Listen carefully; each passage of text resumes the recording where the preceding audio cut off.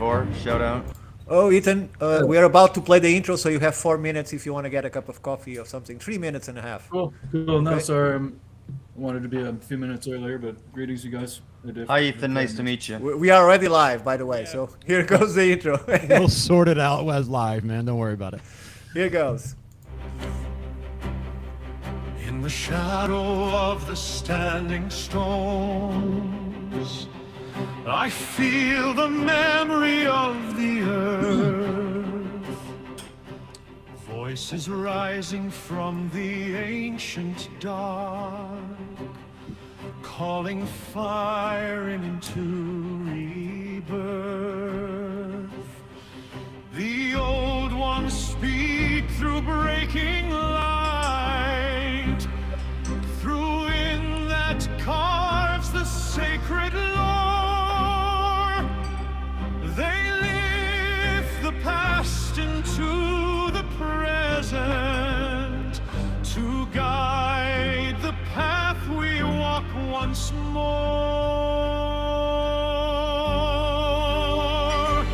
Bringing the past to the present for a future forged in flame, where wisdom flows like rivers old and the storms recall our name, where creation stirs like thunder, where the universe draws near, and the awe of the wide and ancient sky cuts through doubt and fear.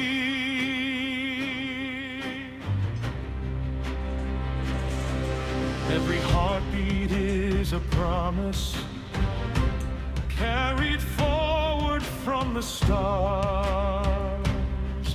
Every sunrise holds a secret, hidden deep in who we are. I feel the strength of all before me, ancestor, mountain, storm, and sea. Their power rises in my spirit, their knowledge walks with me. Bringing the past to the present for a future fierce and true, where the wisdom of the ages flows in me and flows in you, where the stones awaken power, where the sky reveals the whole, and the wonder of the endless cosmos sets the fire in the soul. Bringing the past to the present so the future learns to shine in the dawn of life's great mystery. The ancient strength is mine.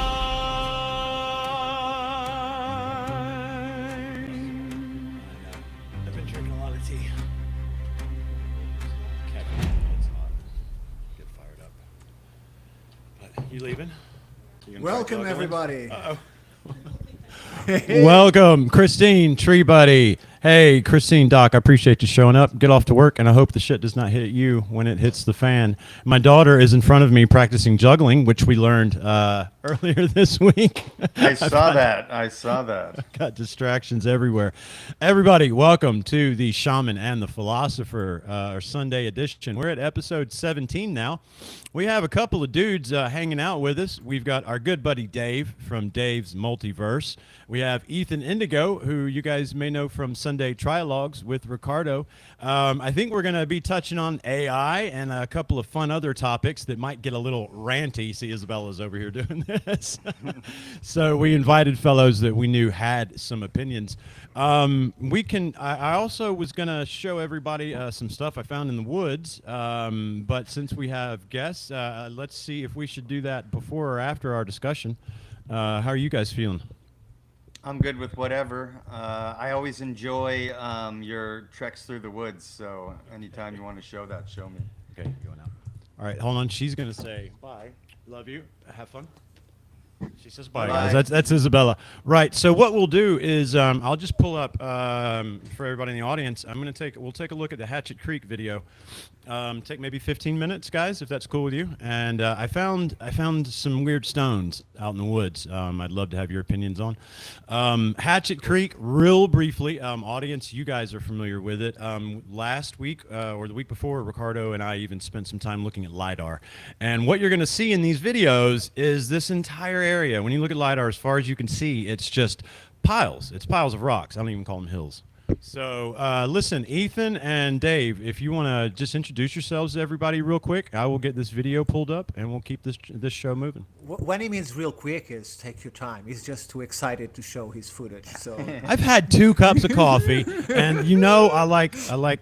Look, it's a crazy world, dude. I was feeling ranty today. Humanity's got me a little miffed. You saw me ranty on Facebook the other day. I had a Exactly. bit of a moment. I normally don't comment on Facebook, but I get it, man. The world is weird right now, and we're gonna It get into is. some of that today. is. I'm So, Dave go from ahead. Dave's Multiverse. We do interviews weekly, sometimes twice a week, with just people I'm interested in talking to, like Jason and Ricardo, and I'm really interested in lost ancient civilization, consciousness, AI. I've been trying to get Rizwan Verk on my show forever because I really want to talk to him about AI and the Matrix and stuff like that. But so Rizvan, if you're watching, please come on my show. But we also do live streams. Jason, Ricardo, and I, along with Brian Corey Dobbs and John Ward, are about to do our second episode of Mars Disclosure Live. And he teased us last time, guys. He teased us and he left us hanging with a Stonehenge on Mars. And then I know there's a bunch of other stuff he wants to show us, so I'm super excited about that. But yeah, give me a sub on Dave's Multiverse on YouTube, Spotify, Rumble, wherever you watch your podcasts. And thank you for having me on the show tonight, guys. Welcome, Dave. You're always welcome here, and thank you for you've had us, both, and we've done a lot together. Ethan, how's it going, bro? How you doing tonight? Well, it's going great, and it's always an honor to communicate with you guys. I hope Ricardo knows how much communicating with him. And so it's great to meet you, Dave, and again, Yeah, honored nice to meet you too. communicate with and Ethan, since I think it's your first presence, at least with me and Jason, you take the opportunity to tell your audience where they can read your stuff and find your books, because Ethan is a prolific writer, and not only books but articles. So let us know where you can Yeah, find I've- your work. I have a bunch of articles, recent ones on Occult Research Institute, and I have a few websites where all of them are at Matrix of Four, Geometry of Energy are the main ones. And if you just search my name, you'll be able to find me easy. And I'm always sharing stuff on the social media and so on. And I have a few books out there too. The Geometry of Energy is the more popular one. And the Matrix of Four is the one I want everyone to look at and read. A recent one I wrote is The Fourth Initiation. So I'm obsessive compulsive writer and obsessed with the duality of polarity and four, as it were. So again, yeah, I really appreciate you guys and sharing ideas. And so I'm easy to find on the social media, and anyone who feels like communicating or seeing what I'm sharing, I appreciate the communication. Absolutely. Absolutely, yeah. This should be a fun show. Ethan and I have met. I came over to your show once or twice now, and enjoyed every time we got to chat. So this was a no-brainer. Okay, guys. So I'm gonna get us rolling with some stuff in the woods, so we can respect everybody's time. Hatchet Creek. All right. So Hatchet Creek, guys, that have followed my research, is halfway between the area of like Chief Tuscaloosa, so think mound territory, right, and North Alabama, where I found all the antediluvian stuff. In between, I found this area called Hatchet Creek, and there are just piles and piles of quartz-heavy stone, and you'll see what I mean by quartz-heavy from here on out, and you'll see what I mean by pile here at the drive-in. So let me share, maximize where you guys go, You'd think I'd have figured all this out by now. You know, like really. It's only been 50 episodes in total, Here we and go. 17 here. So. All right, I got it. All right, so we're gonna look here at this last one I just put up. Jaunts with Jacob. That's who you saw in the opening, guys. Let me get this. I hope everybody enjoyed the new intro. It's One not eighth finished, but I did. Had me 1/2 is head- bigger than head 1/3, bobbing. and 1/3 is bigger than 1/4. 1/2 is the same as 2 1/4 or 3 1/6. From the water below. Okay, guys. So I lost my mini screen. Are we looking good? You got this full screen? let me see. If you want it full screen, I can do it like this. Yeah, however is good. Yeah, for looking. I can't really see because usually it leaves you in mini screen, but I've lost that right now. So as long as it looks good to you, I'm going to press play and we'll start walking through this baby. Maybe I put us back on screen again. I got it pulled up on Google Earth right here, Hatchet Creek. It's tiny. It is. So, yeah, it really is. Look, if you're pulled up on Google Earth, Kelly's Crossroads, just north of that, is where I'm at. Zaxby's giant chicken finger quesadillas. Get them while you can.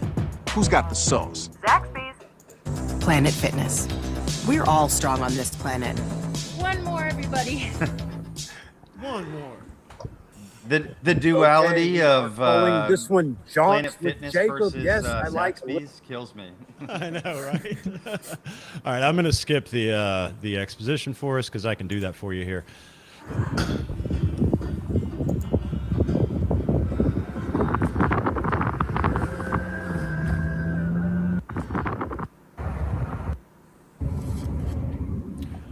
All right, here's what I want you to see. Over here to my right,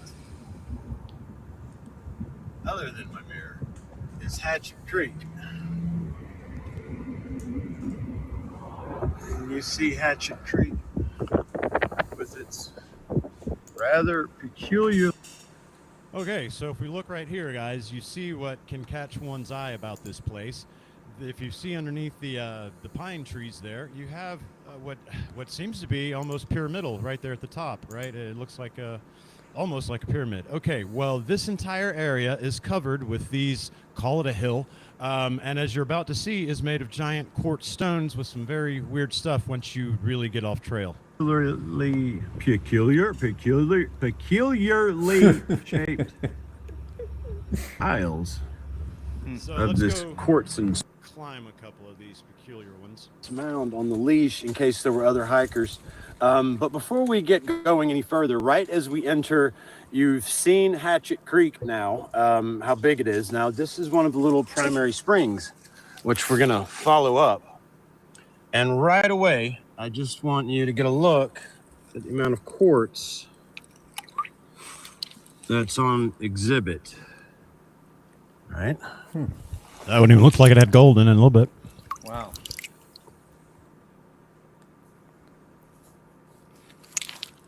You know, just pick a piece. Let me zoom back out. It almost seems like it's been damaged by heat on that end. Fast forward.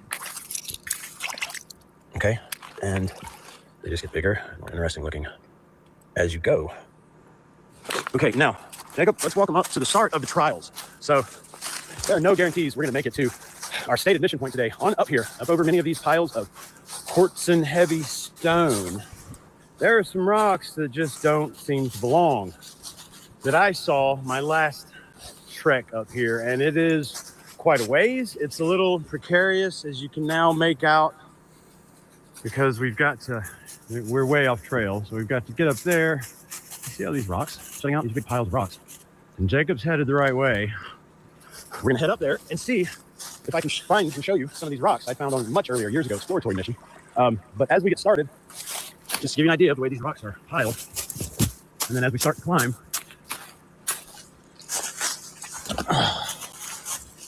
you see.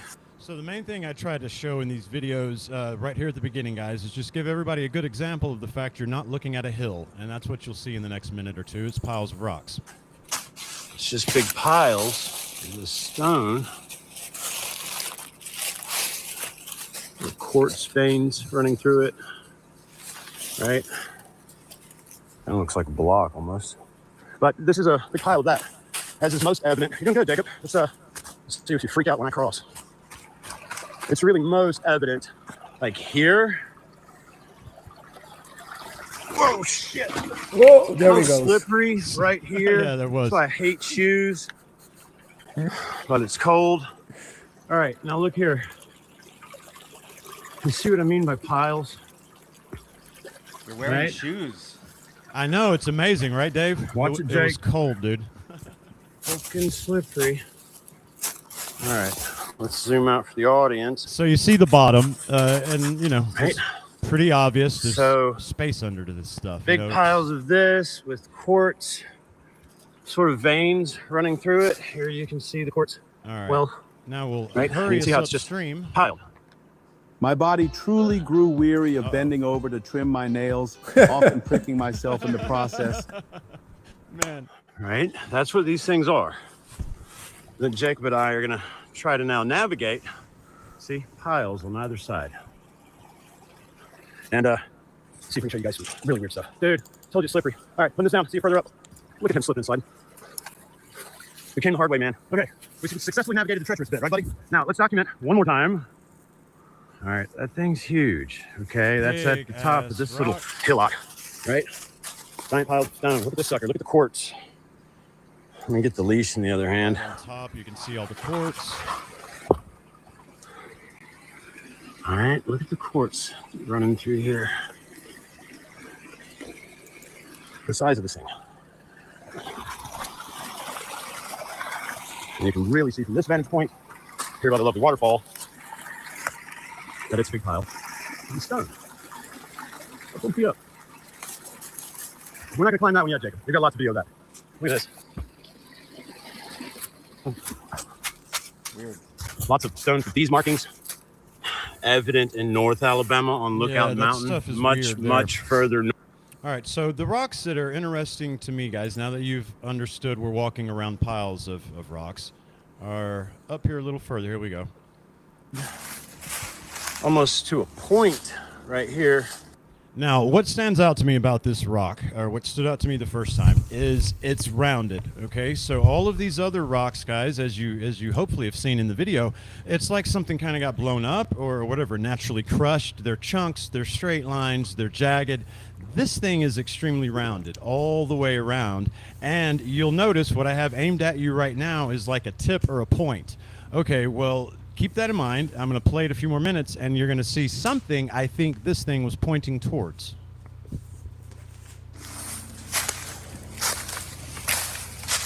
You see with a few little seams in there. Not really anywhere I can see the stone below the moss, except here a little bit. But even back here, you know, the idea of this shape only continues. So it almost seems like it's here to mark something. Either way, an odd boulder in the middle of the woods. All right, we're gonna keep going in between these piles of rock. Now, right up here on this hill. So we're out of breath, aren't we, dude? But the grades we are covering are something else, as I think you can see by looking that way. So we climbed up here to get a closer look at this.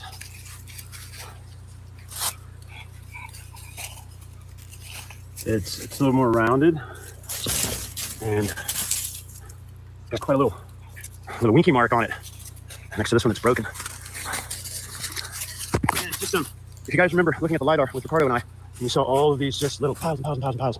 That's what this stuff is. Look out for snakes below, but what's on the back of this thing? Okay, so it really flattens out. There's too much. I'm gonna put the camera down.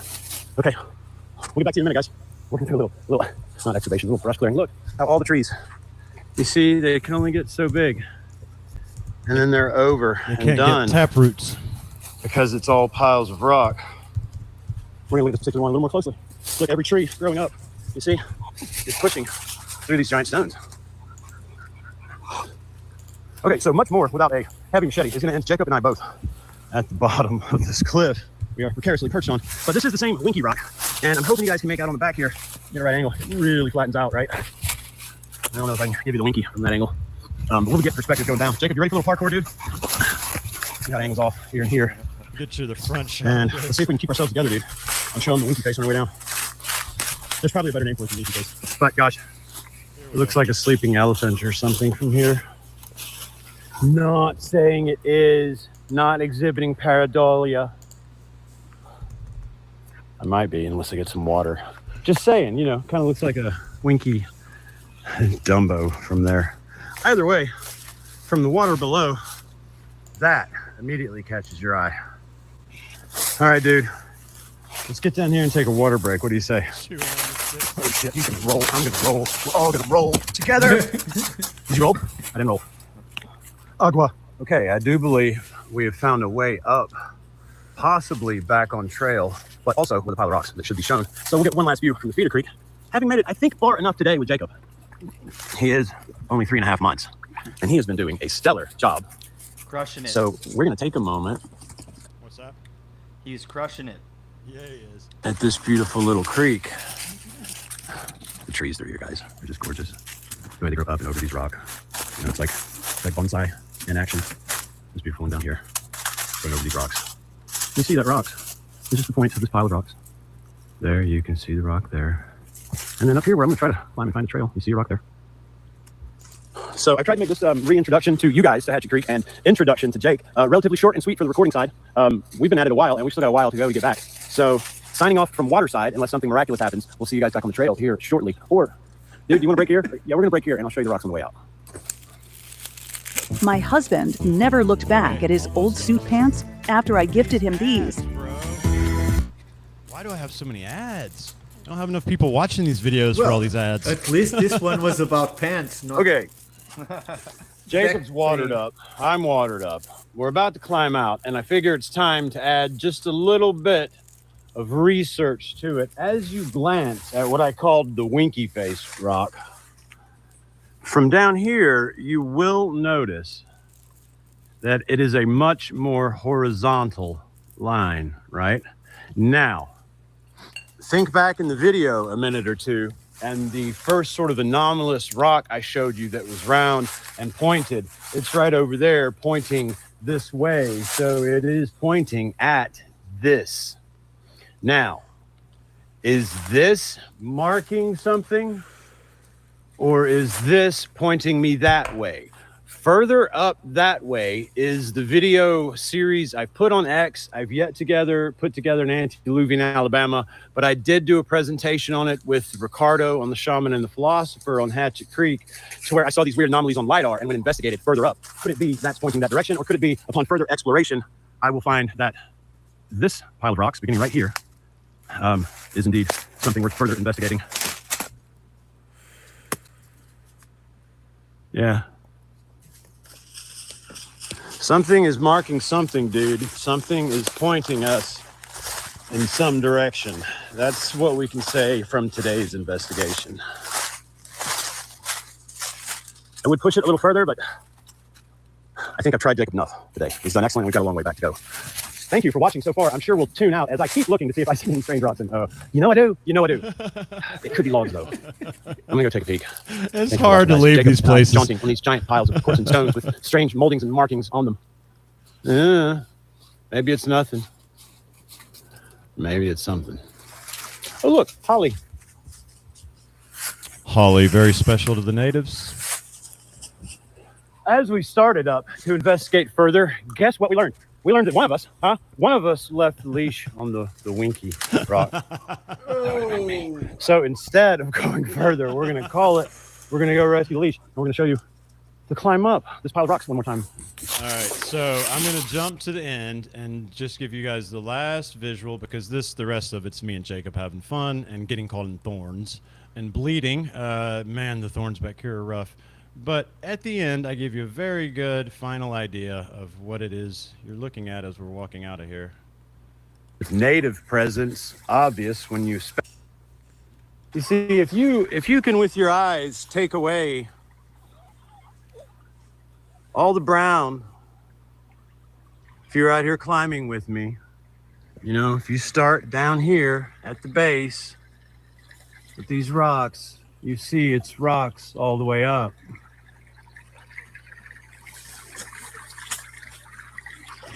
Now, in this particular region, that to me is a mystery. Because it's a mystery to me doesn't mean it's a mystery. It just means it's a very sacred landscape with native presence, obvious especially when you get down here to the water line. But what else is it? What does this to the landscape? What has me walking in piles of giant quartz and stone? I don't know.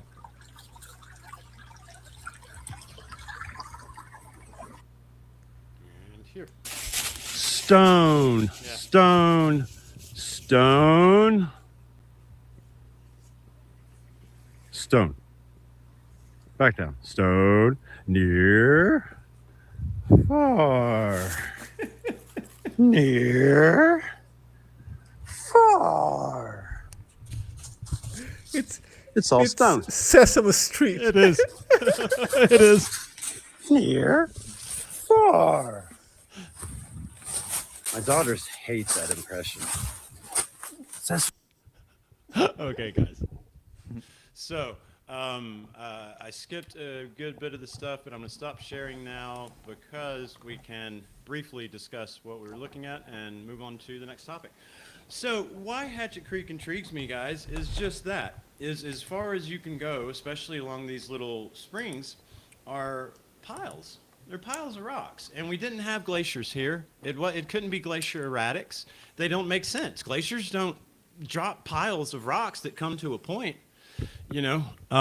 So with my investigation already, antediluvian Alabama and North Alabama, what I see here, I call, from my own reference point, the intertidal zone between sort of the mound building, you know, the earth and heavy stuff, and then the rock heavy stuff in North Alabama. And it seems to begin right here along this Hatchet Creek area where, as far as I look in either direction, I have piles of giant rocks that are filled with quartz. Yeah. Well, as you will be able to see in season 6, if I'm not mistaken, of Lost America, check it out in Patreon. I was fortunate enough to be there on the filming, and the place we were, it's described as the rocks were piled by farmers. The thing is, there are no farmland in there.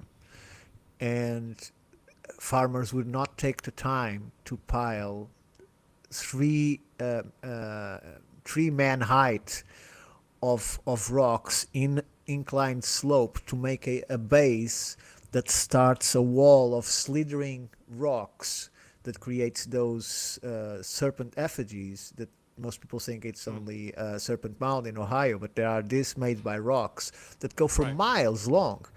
So and we tried to follow it, and we walked for 15 minutes, and we couldn't find the end of it. So we already in someone else's property. We returned. We never saw the end of it. But this huge pile of rocks that was created is completely intentional. It's not exactly the same that you are seeing there, except for some other place that you already shown.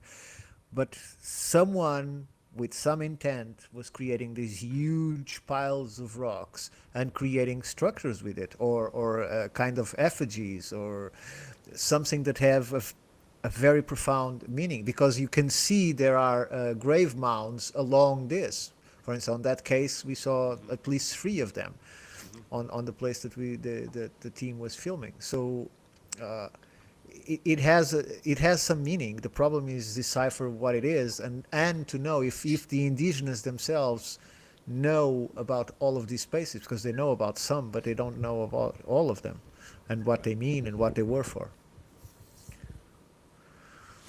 Yeah, the area I fast forwarded past where you turn at Kelly's Crossroads. There's what looks like mounds, all over the place. Actual earthen mounds, low, proper earthen mounds. And the native presence in this place, when you climb, for instance, the one I pointed to at the beginning that looks like a pyramid, when you climb that one, you will find what I describe it as a parapet, right?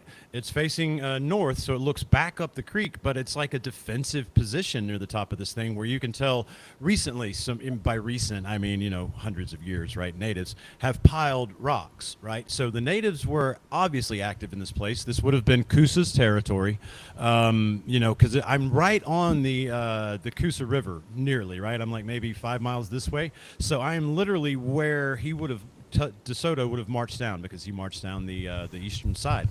I sorted that out by finding Mobilla. So we know the native presence was heavy through this area. And like I said, you get down to the creeks and you see the worked quartz. But these particular stones, man, are too big. They're sort of like that triangular mound, I found in the Cahaba. Something that was shaped, and it was made with, it looks like native, but it was made with rocks that are too big to be lifted by natives, right? There's just no way. And this place is the same thing, right? It boggles the mind for any natural explanation, and it boggles my mind for any man-made explanation. So fast forward to what I think, guys, honestly. I think you're looking at some sort of former structure that with air bursts, was destroyed during the Younger Dryas.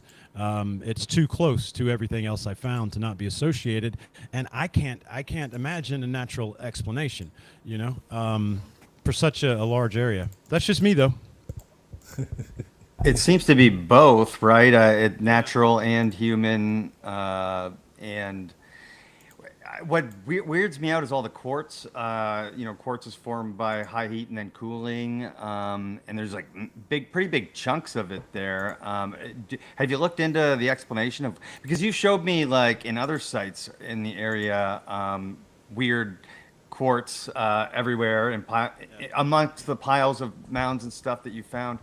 Is there any good explanation for all the quartz? So a little further south of where I am, Dave, in Wetumpka, there is a impact crater. It's huge. It looks like a mountain. It's really a phenomenal thing.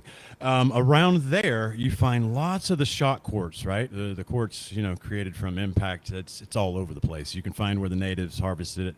Now, I'm about 25 to 30 miles north of there, and in a terrain that, unlike, all right, so in Wetumpka, you've got that impact crater, and then it's like, flat all around it. And then all of a sudden you get 20, 25 miles north, and you have probably 10, 15, 20 miles in any direction, piles of quartz-heavy rock, which when you look at the LiDAR, you don't see any, there's no directional, there's nothing to give you any visual clues that this was caused by something. It just looks as though these piles were piled up here. It's a very weird place. Yeah, it definitely seems piled, whether natural or human or both. Right. I can't say. But I've been to places in Georgia, like literally in people's backyards almost, that are mounds that are considered Native American, that look very similar to that, to be honest. Like you're standing on top of a mound that's obviously rock with similar type trees. What did you say about that process? Why can't the trees get big enough? If there's a certain type of root you mentioned. Yeah, so it's your taproot, right? Because there's so much rock. It's basically a rock hill, right? So that's why the trees they can only get so big, right? I've seen that here in Georgia. Weight. Yeah, so their own weight just knocks them over. The bedrock is just like 3, 4, 5 inches beneath the soil. It's all rock, yeah. And that's why when you see, like when these trees fall over in this video, you'll see giant rocks, like at the base of each of them, uprooted as it fell. Yeah, it's a big pile of rocks. There's no earth in it. I saw that too. The only earth in these hills that I'm climbing, the only earth is literally what falls off the trees and degrades, right? Past that, once you dig, there's no dirt. You hit a rock. Yeah. Yeah, it's very shallow. The ground is very shallow. Yeah, I'm just imagining from like a 1,000-mile view, like a massive impact just erupting and then pushing all this rock out and piling it all over the place, and then like 12,000 years later, Jason's wandering through the woods barefoot, climbing on all this stuff. It seems logical. It reminds me. Sorry, Jason. It reminds me some places that I'm sure you saw the images of these huge carved stones as structures in themselves that are turned upside down in Peru. So we're talking about stones that weigh 50, 100 tons that were turned on its side. So it's a huge slab of stone that was carved with stairs and pinnacles and whatnot.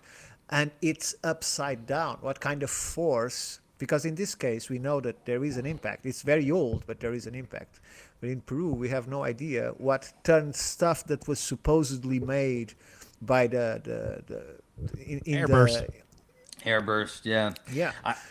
The Younger Dryas was likely an airburst and impacts at the same time. Yeah, of course. Yeah. But that's 10,000 years old. This was supposedly made by the Maya or the Aztec, or so right. it's very recent. Nobody believes that anymore. Right. The feeling I get is something you said, just reminded me, Ricardo, of even when I was driving north to Birmingham this week to take my daughter to those theater festivals, and the ridge lines, guys, all around the stuff, like the triangle on the Cahaba, right? So this is the area I'm talking about. All these mountains, all these ridge lines, Mountain Brook, right? What I see now is a devastation. I see what was before the Younger Dryas, these massive things that were being built, right? And the feeling I get, like when I'm in Hatchet Creek, or even today, or this week, driving up I-65, right? And looking at these giant things on either side covered in pine trees, the feeling I got and the picture that popped in my head was, imagine, guys, a modern city that had crumbled, and what would grow up? It wouldn't be giant trees. It'd be like weeds and grass and stuff. Okay, that's the feeling I get when I'm in these places. Like, I am just looking at something so big that used to be, that has been destroyed, and weeds are coming up through it, That's the best way I know to describe what I think this place is that's the feeling I that just sits on me when I'm in that place. And it kind of gets overwhelming, because you feel like, man, I'm walking in a lost civilization, and these little trees that can't get very big, it seems like weeds when you think of how big what must have been destroyed to end up in this pile must have been. Now, yes, that's speculation for all our friends that may be watching, but it is the irretractable feeling that I get as I venture north from here all the way up to Lookout Mountain, Dave, what I showed on your show, that stuff. Yeah, but there's only one problem with all that, Jason, because we all know that in the old book, the Earth is only 6,000 years old. So you have to reevaluate all that. I found Atlantis. Fuck off. I'm sticking to my story. Everyone's found Atlantis nowadays. Everybody. Well, it's worldwide. It was a worldwide. That the whole obviously like that. Yeah. The whole it's one city or another. Yeah. We're finding cities, not Atlantis. We're finding remains of their civilization. It probably transformed by civilization that came after and used the same technology, like the Cartesianists, for instance, in Donana Park, and so on and so forth. It looks like Atlantis, just like the Eye of the Sahara, although that is so far inland that it's harder to explain. But go ahead. I just want to say that he's in the epicenter of the Younger Dryas impact zone. So there would have been high heat to do that. And then also to piggyback onto the potential civilization that could have been there. All you have to do is, spread across the continent and south and stuff like that, and you see all these ancient civilizations that we're just only now discovering all over the continent of South America and North America. And so it's just not out of the realm of possibility at all. No, and I don't know if everybody saw the Universe Unveiled news today, and they speak about one of the news is about the Inuit doing travels way back in time. And my question is, does people that live in cold regions today, isn't there some of the population that say, oh, geez, I don't want this anymore, I'm going south into the sun, and they establish it further south, and then they mix with the population, and in a few generations their traits are disappearing, their culture fades away, and so on and so forth. So why couldn't these people 40,000 years ago be going south and south because they wanted more heat, for instance? So what kind of civilizations existed? This is what my point. That whatever civilizations existed, it's luck that we find rubble. So because it's more likely we won't find anything at all, right? So Well, and when look, if you're trying to imagine, just think on the scale of, the pyramids, right? I mean, I think most of us sitting around this table right now don't think those things are 4,000 years old, right? So if we're talking about those being potentially found items, right? Then if I'm looking for other signs of this civilization, I'm looking for something that would have been building on that scale, right?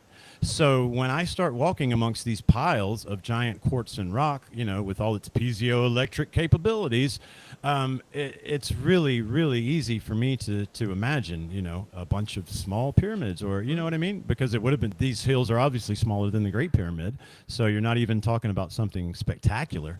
You're talking about signs of something that we already have here on Earth. Anyway, Ethan, how you doing over there, bro? I was gonna say, it's fascinating. You can tell how shallow the dirt is there, and it's even before you remarked on the trees only being able to grow so high. I wonder, even maybe it looks like, I mean, I'm ignorant, but it looks like it must not have had dirt and that type of stuff on it too long, by centuries. I mean, a couple of centuries anyway. I would agree. By too long. And I was thinking, Ricardo, what you said there, the Hopi. I don't know about the other tribes might have variations of this, but the Hopi talk about the four different peoples being different brothers and traversing the earth. And they talk about when they come back together, they'll teach each other and share everything they learned and make a complete humanity, if you will. And they talk about on their migrations, they sometimes get stuck. As they were moving along, they would find a place that was really nice for them. And they talk about how the Mayans were the Hopi on their migration path, and they kind of ended up staying there for a long time.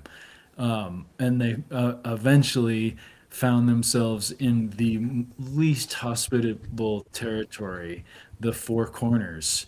And they said, this is perfect because we'll have to depend on each other. Because this terrain is so harsh, we won't be spoiled and not need anything and get caught up in competition because we have everything we might need. Here, we will have to depend on each other. And that's why they chose. That's a beautiful thought. It is. Yeah. Yeah, It is a thought beautiful so. thought. And I think it leads more or less into the topic that I particularly brought Ethan and Dave's today to the show, because I was talking today here at home, and this came to my mind. We are all having different opinions about AI and the achievement of singularity, or whatever it is called. And my question is, when the Industrial Revolution came up and every single factory fired 90% of the people because they now have steam engines to do the work, right? I think they gone through more or less the same thing that people are facing now. There is the possibility of a new technology replace them at their works, right? And not only it led to mass firing, I don't know how to say it in English, mass people being layoffs at the Industrial Revolution, it also included a new class of workers that were almost like slaves, from children to old people that do what the machines couldn't do, or load the machines with coal, so jobs that were lesser in how should I say it? It were less glamorous and less paid. So my question to you both, and we can start with Eden, was the one that spoke last now, is regarding this comparison that I'm doing, what are your thoughts in terms of AGI and that concept? Is this a cyclical thing, as other things that we saw in society and in our culture? Is another cycle of a new technology that comes and replaces a lot of human work that in the long run becomes something positive, although it was made by people that are never with good intentions and cause suffering to the population and so on and so forth. What's the G stand for? I'm sorry. AGI? is I have no idea. Generation, I think. Generation intelligence. I think. Artificial generation intelligence. It's just okay. general. It's artificial general intelligence. Okay. Thank you. Go ahead, Eve. Not generative. General. Well, it is a fascinating correspondence to a lot of historical developments, industrial revolution, as you mentioned, which caused a lot of people to panic. I mean, when the car took over, the wagon wheel industry had the same panic, right? So I think that people are resourceful. I think that when one job falls off, other jobs are going to come up. It may not be, if someone wants an office job, I think maybe people pursue that. It may not be as many of those with the AI capability is going to take away a lot of that. I mean, but also this has happened several times recently. I mean, there used to be people that were copy machine repairmen, right? Or greeting card writers. No one's all a computer, and it's just that everyone gets a new one when they break, and I don't know. I mean, of course some offices probably have the big ones still, but I mean it's a much different environment. My father had a telex. Do you know what a telex is? Right. It wrote on Not exactly, a yeah. strip. It wrote on a strip of paper with holes. So Right, and right. it is the first thing that we can say as an email, because if another person had another telex, you could write a written message that you put in the machine, Right. encoded into those strips, right? And when the Remember strips were those? transmitted, it returns as letters again on the other side from a phone number. So it was the first thing that we can compare to an email was the telex.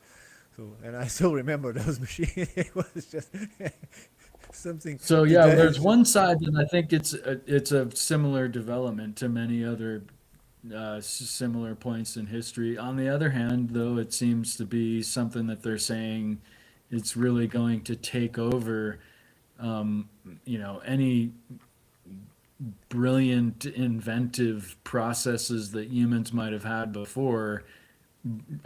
AI is soon going to outmatch that performance, which Yes, I don't know. as a car There's outmatches good a and man bad with that. in Right. in moving. Yeah. So there's good and bad with that, I suppose.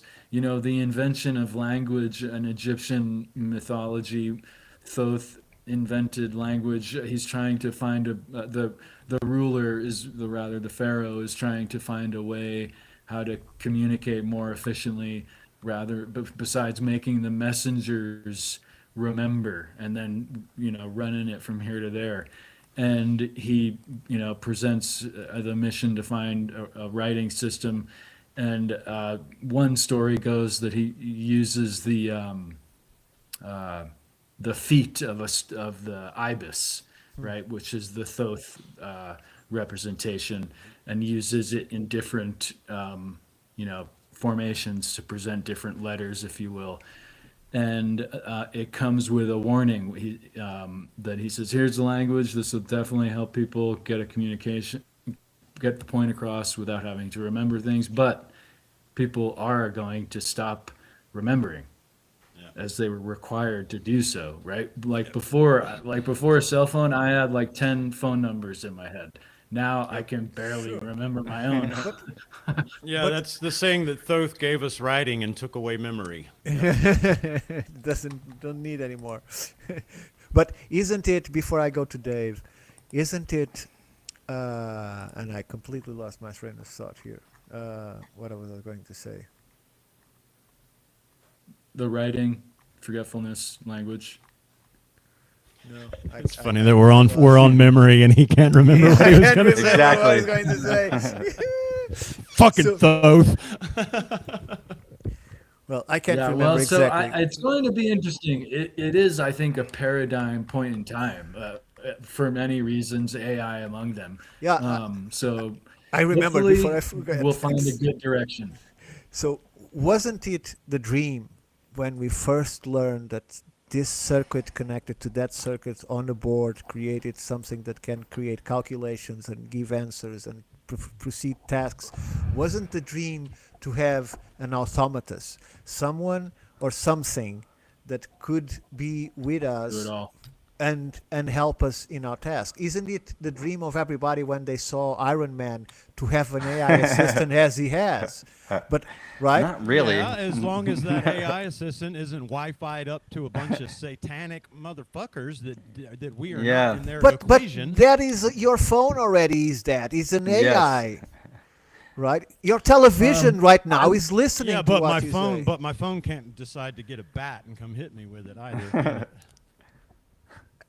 it is Elon interesting. Musk doesn't like what I'm saying on my show, so all of a sudden my Tesla drives off a cliff. I mean, it's the same principle. If anyway, I know it's. I've definitely noticed, like, researching on Google now that AI is influencing its search responses. It sucks. Like you want to, like, me personally, I want to go anywhere but Google now, because the AI answers in ways that are usually pretty stupid and not necessarily the direction that you're looking for.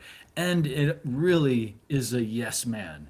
Like if you put in a question about something, it's going to find you an answer that actually is approaching absurdity because it wants to. Yes, I got it. Here's the. Yeah, it wants to make you happy, so it can get another ad in front of you. Yeah, but right. So it's just. I use an Explorer that is an AI built to be a web explorer. So it helps me a lot when I want to find specific things, because it doesn't get buffooned by all that you are describing on Google. It's like an AI that, instead of being an LLM, is dedicated to find what you're looking for. So you can ask proper questions or put the topic or think. I'm phonetic. The name sounds like this, but I can't remember. And he goes and he finds it. So it is very helpful, even for research. So. I've had good experiences with it too, using it directly. I just the format that Google has had take over their searches, the responses tend to be less quality than like what the searches might yield you. It just kind of presents an answer that's kind of off base usually. Dave, yeah, I just wanted the doom and gloom. Well, I'm not super doom and gloom about it. It's just, well, first of all, we're all interacting with AI all day long, probably anywhere between 10, 15 times a day, whether you realize it or not. It's integrated into literally everything, and we're there. We're not like at the precipice. We're in it right now. I wanted to say, but I also, to contextualize this a little bit, I was watching a movie with my wife, 500 Days of Summer, with Joseph Gordon-Levitt. Excellent rom-com. We were doing a Valentine's thing. It was nice.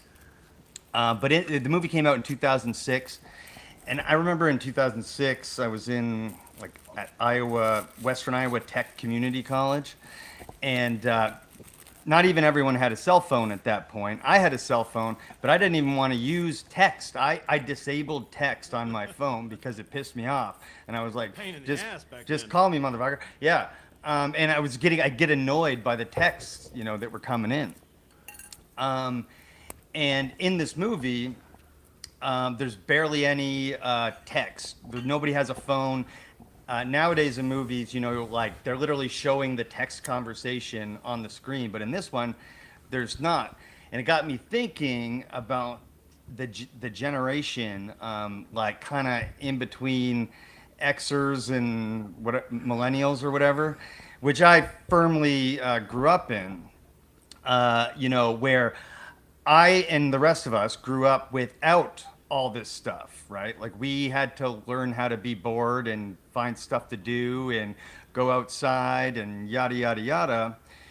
But we also weren't too old to then adapt to the technological advances.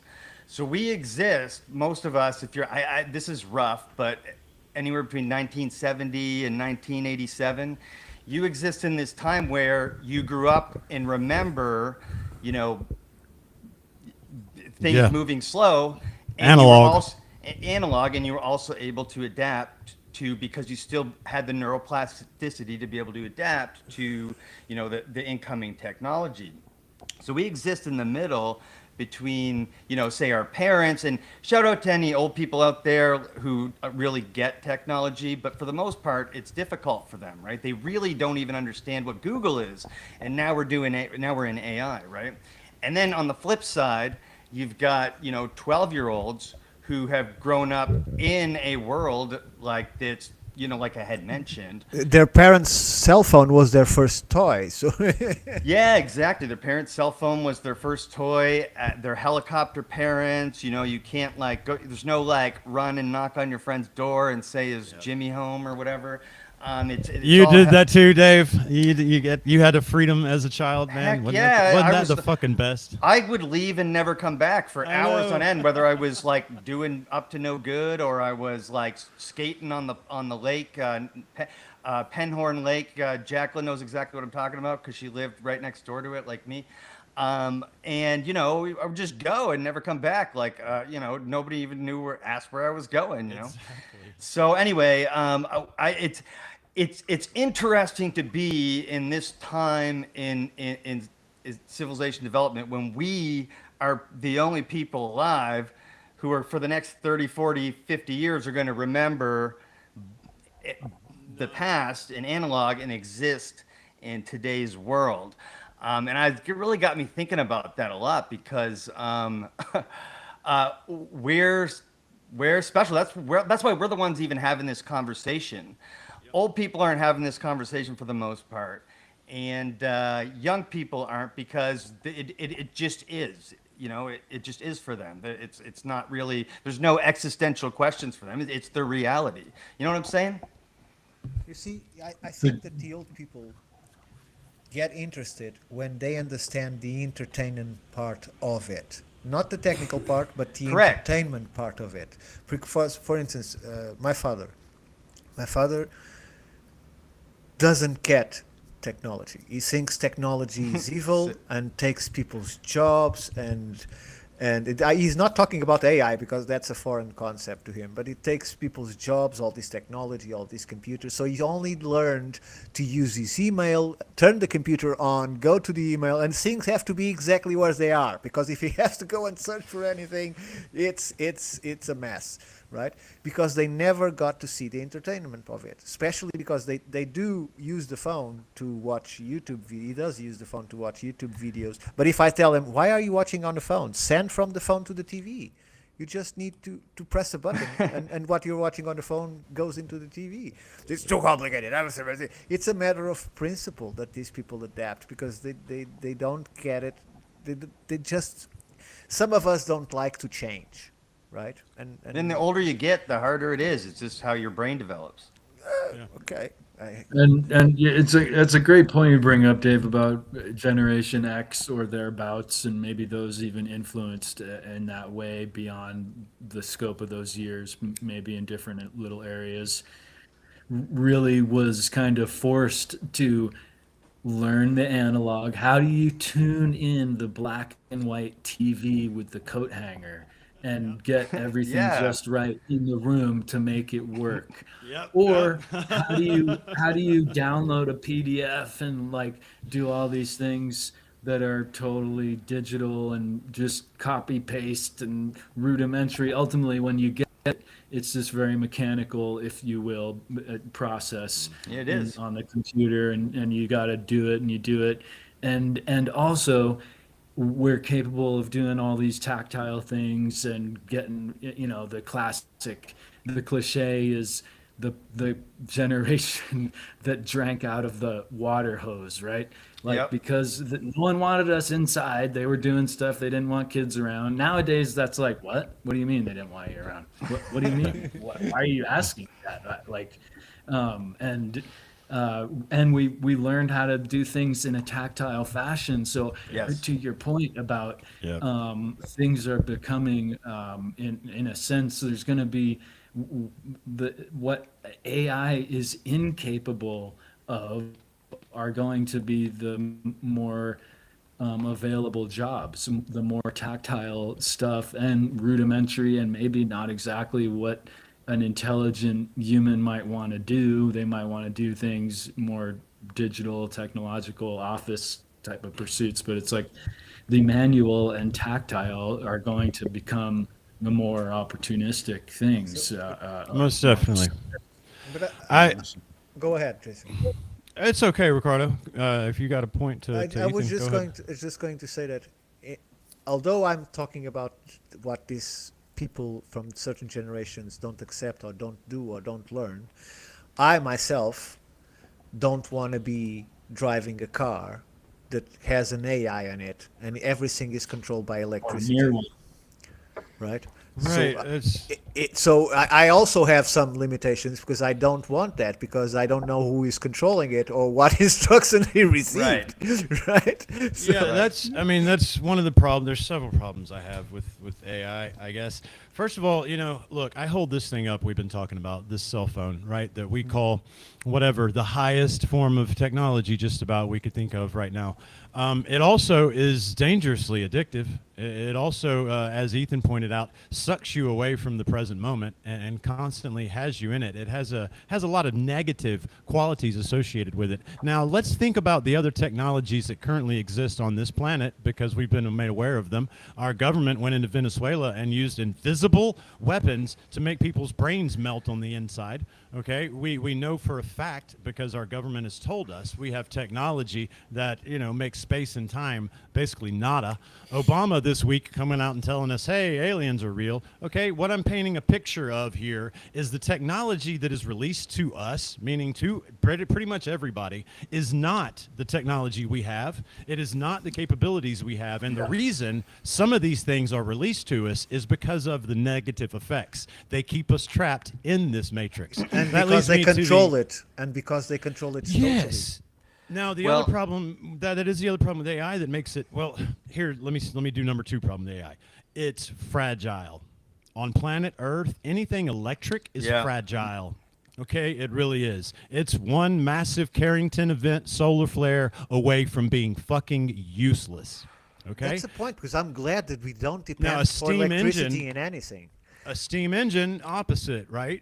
So when you were comparing this to the Industrial Revolution, I see that as a key difference. I see it as very fragile. So when you're telling me I'm going to base a society, I'm going to build a society on a tool that could be wiped out by nature just because, at any time, that's a problem. Next problem is, guys, we talk current events, okay? Most of us have probably our whole lives had a trigger against authority. That's how we ended up here. But now we're getting this concrete evidence and proof that not only do the people at the top, who we may or may not ever know, who control all this technology, their plan, gentlemen, we're not fucking in it. Nope. We're not in their plan. No. Okay? We're just not. Now hang on, Ricardo. Whether it's World War III, whether it's starvation, whether it's whatever, we are not in the plan. So whatever they have planned with AI is not making our lives easier. I lived half of my life under the illusion that people with good intentions were in control, okay? Didn't we all?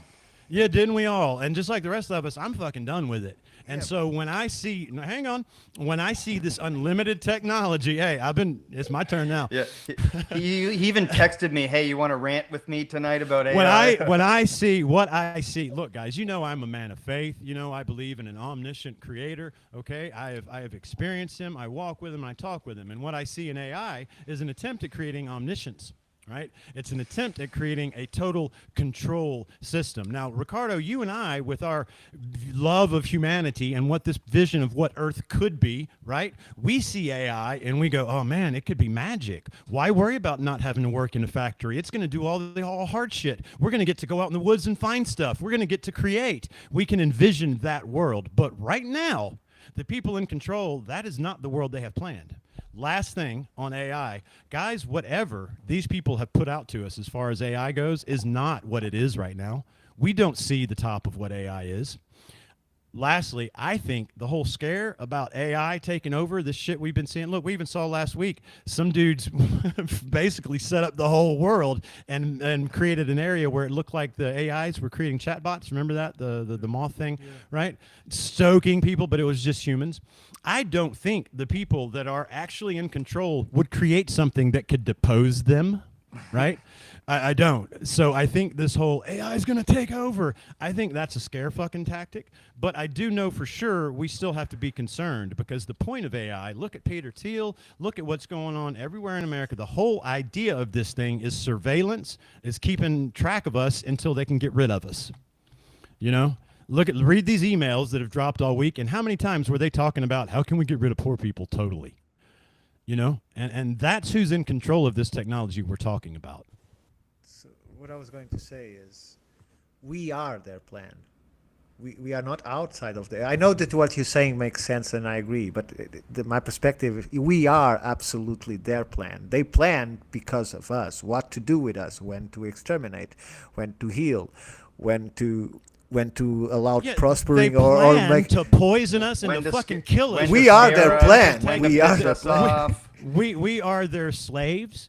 We are whatever they can do to us to get money from us. They put poison in our food to make us sick so we can go to the doctor. They get money from us both ends. They do not care. Now that everything's coming out, control, that poison. Right, exactly. And now that we're learning even just a fraction, even what's coming out now is just a fraction of what really happens at the top. But even this that we're learning now, I mean, you know, I'm done, guys. I'm going to keep going. If you see where I'm going, is that we are not part of their plan, guys. In the next 20 years, if they have it their way, okay, 90% of us are gone. Gone. That's literally what they write. That's their plan, okay? It was written on the Georgia Guidestones. Exactly. So for us to sit here and in all fairness and go, what does AI mean for us? I find it hard to address when I know I'm talking about a creation made by people who don't have a future for me, you, or you in mind. It's back to what were you just saying, that they would not release something they cannot control. And in any shape or form, they will have to have a kill switch, right? Of course, we can always go to a matrix situation where the machines learn how to feed themselves, right? Be it by human energy or be by solar or whatever it is, the machines can learn to do that, but it's a long, long process. So, and they would not put out something they cannot control, especially because it's as fragile as an EMP. It doesn't matter how powerful that AI system is, it can't survive an EMP. So it can, people say, oh, it will decode and launch all the nuclear missiles and exterminate humanity, as in Terminator, right? I think that's what happens in Terminator. Yes. The funny thing is, those companies actually exist. If you go online and look for the name of the company that create that system AI, that company actually exists. Someone created that company after that. So, but it's all something that give us tiny itsy benefits. It causes a lot of social problems and gives a lot of money. And because of those small benefits, we keep accepting it. Because if you remember that game that kids were playing when cell phones began to have image, there was this game with a kind of an emoji that you had to feed. It called you, but he needs food, and then he needed to sleep, and then he was in a bad mood. And every adult was criticizing the children because you're being obsessed with that, and didn't realize that 10 years later they were doing that without the emoji, but with the phone itself. Right? Because the phone needs battery. Oh my dear God, I have to feed my phone. I need to find.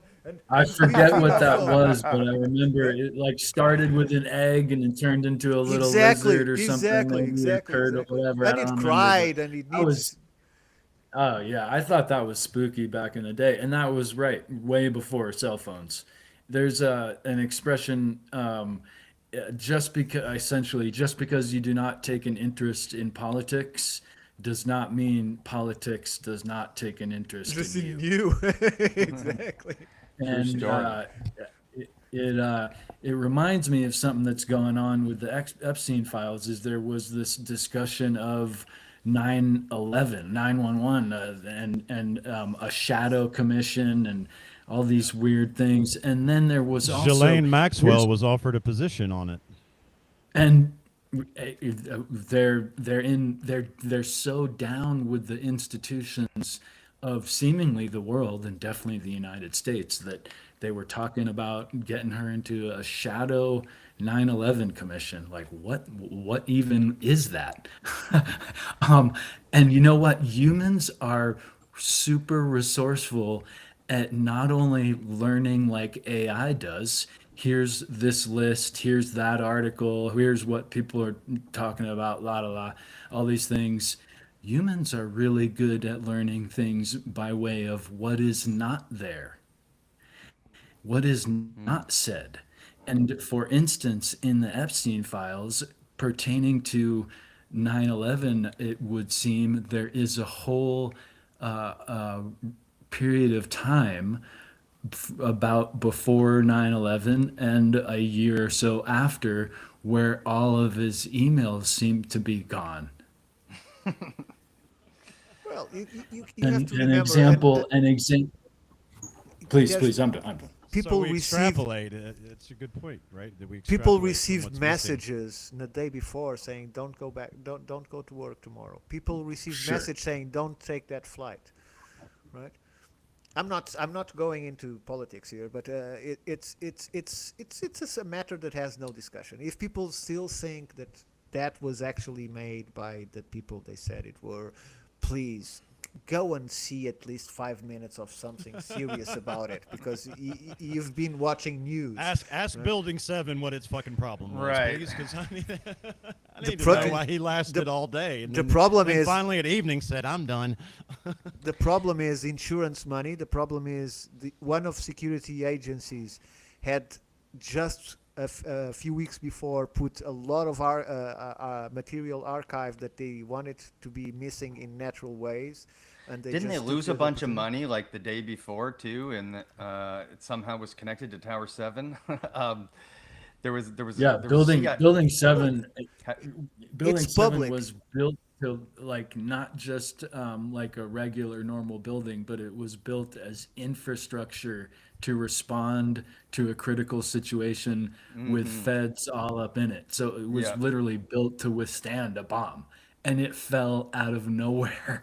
Yeah. It fell So out the of whole nowhere, thing, but the whole thing falls Think about how apart. much evidence was in there.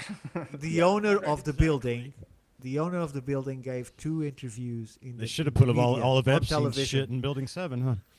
And on the first interview that is recorded, you can go and watch it. In the first interview, he says, "We feared that the Silverstein, I building, believe his name is. we feared that the building would collapse because of the towers, and we decided to put explosives and implode the building to minimize the damage to the area." So he admitted that it was prepared with explosives and imploded on the first interview. On the second one, he already said that it just crashed down.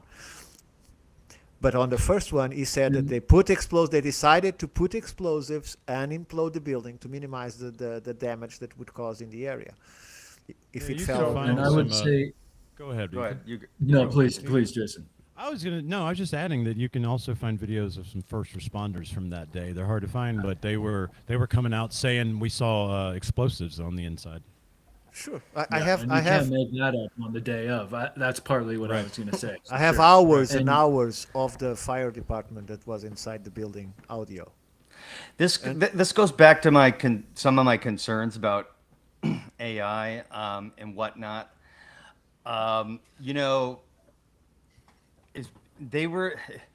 it's very easy for them to cast an illusion of reality on us right now, but it's been very easy for them to do for a long time. You know, they even superimposed. You ever hear about this? They superimposed Lincoln's head on other people's bodies to make him look more like, to get him in like these heroic positions and stuff like that. And that's like a couple hundred years ago. You know, in the incident in Rwanda, they were using just simple radio to basically call those Tutsi, or however you say it, people, cockroaches and stuff like that, to dehumanize them, to make it more easy to execute that.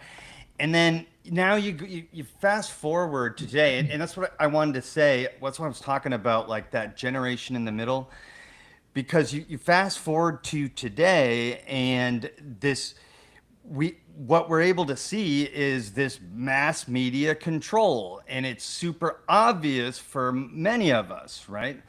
But I don't know how many people it's actually not super obvious, because it's hard to tell when you're looking at X or Facebook or whatever. But people believe obvious, like propaganda, obvious appeals to emotion, and they can't spot the logical fallacies, and they're either whether they're exhausted from it all. Have you guys ever heard of the term flooding the zone?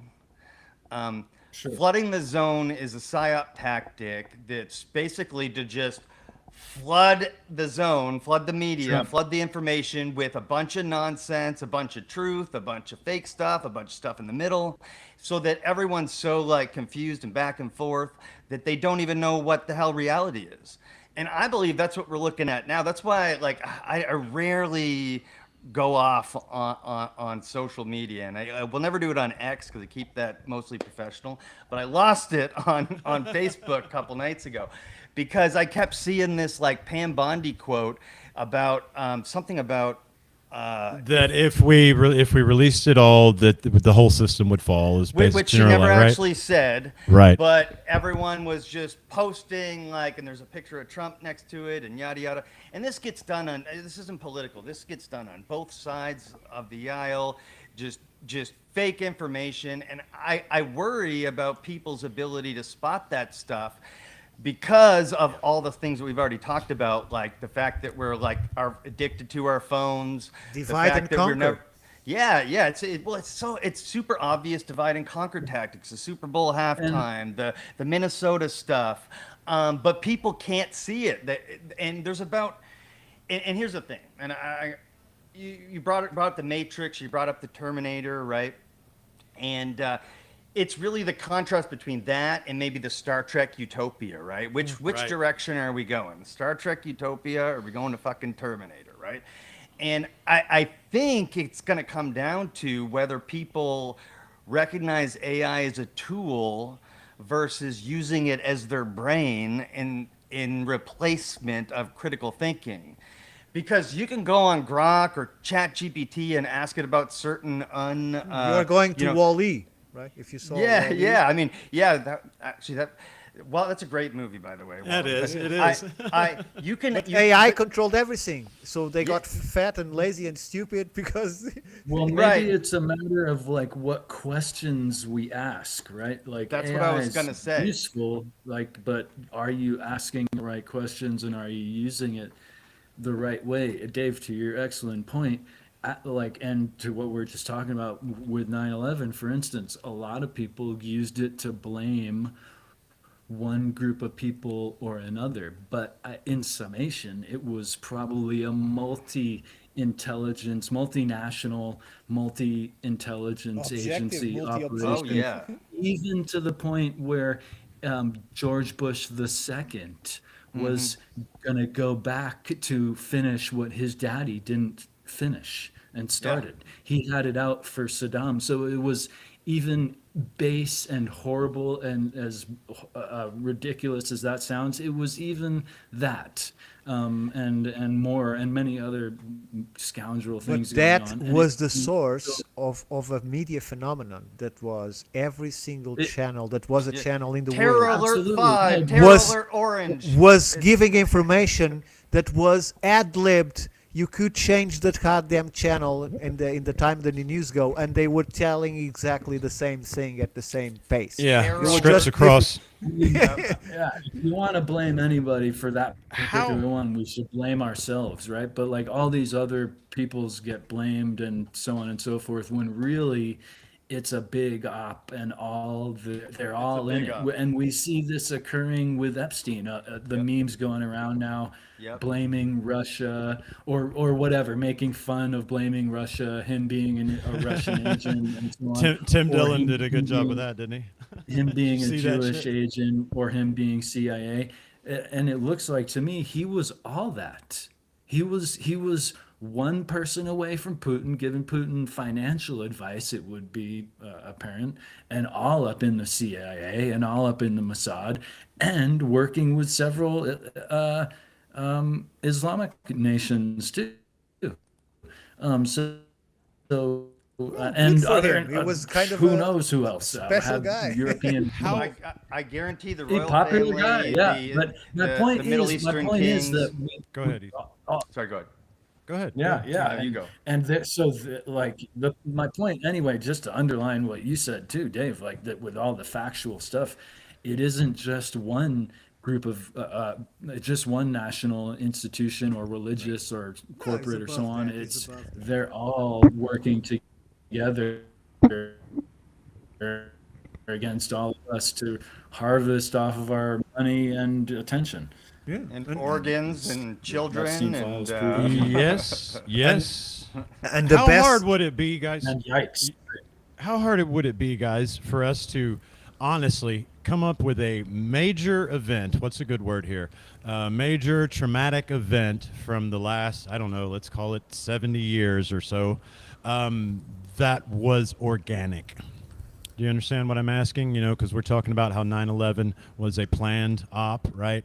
Can you think of in this day and No. age a major event, war, you know, assassination attempts? Look, I know, they I can think of one that it's very possible. The Occupy Wall Street protests seemed to be a ground-started movement, proved by the fact that all the governors and city mayors and police agencies worked together. No, to Pearl kill Harbor But that was stuff allowed. eventually by gets harsh co-opted. police enforcement.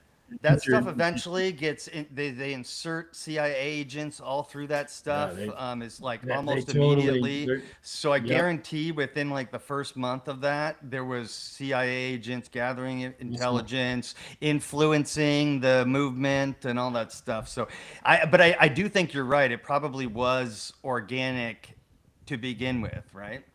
But every time we try to do that and organize, Just that's by what how they do. reacted to it. Yeah. right? Yeah. Chat throws at us Pearl Harbor, but no, Pearl Harbor was allowed. We had foreknowledge of Pearl Harbor. Sure. Pearl Harbor was allowed as an excuse to enter That was theater. definitely. They definitely run sure. out. They run out of airbursts with Tunguska, and Yeah. they failed. That's not the objective, and they pointed to the wrong direction, right? And so they had to come up with further events, and they've been planning very hard at it. How to change people's mentalities in a way that they beg for us to give them the new rules. Because people embrace them. It's like it's in Star Wars. This is how democracy dies, under thunderous applause. So Yeah, we don't live in a Yep. democracy. It's already dead. and that's what we've been doing for a very, very, very long time since and we lost Ethan. He'll be Basic, back. basically So- since we lost matriarchal society. So here, Dave, I think I'm going to go back to you because that was the point of my question. And this is my lead in to you was, you know, asking how far do we have to go to find something that was organic? What inspired that question was your point, right? Was where you were heading with what now would they be able to do with this tool as far as creating reality goes? Well, they've been creating reality with for us with relatively primitive tools for a long time. Give them bread and circus while we over here fuck you over in the Senate, right? And so it's pretty easy to do to us as long as we're distracted. And now they've got this tool that is so powerful and so quick and so all-encompassing. And like I mentioned earlier, it's integrated into everything. If you don't Grok or ChatGPT a thing in a month, guess what? You've been using AI all month, okay? Whether you realize it or not, and so it's one of those things where that's like my biggest concern. And also it's when you don't have to think for yourself, right? You don't have to solve a problem. When you solve problems, your brain carves neural pathways and it goes, oh yeah, and then the more you solve that problem and the more you figure out that puzzle and the more you do that thing, the easier it becomes, right? What happens when AI does all that for us and we don't earn neural pathways the old-fashioned way? What happens to our brain? You know what I mean? Like, that bothers me. Okay. There's already been a study, Dave. I saw it just today on X on the white matter, I think they call it, in young children's brains who use cell phones regularly. Their brains are essentially underdeveloped. They're not making all these same pathways that we usually make in a tactile living environment. Yeah, but I was going to point this to Dave. I know exactly what you're describing, and I accept it completely.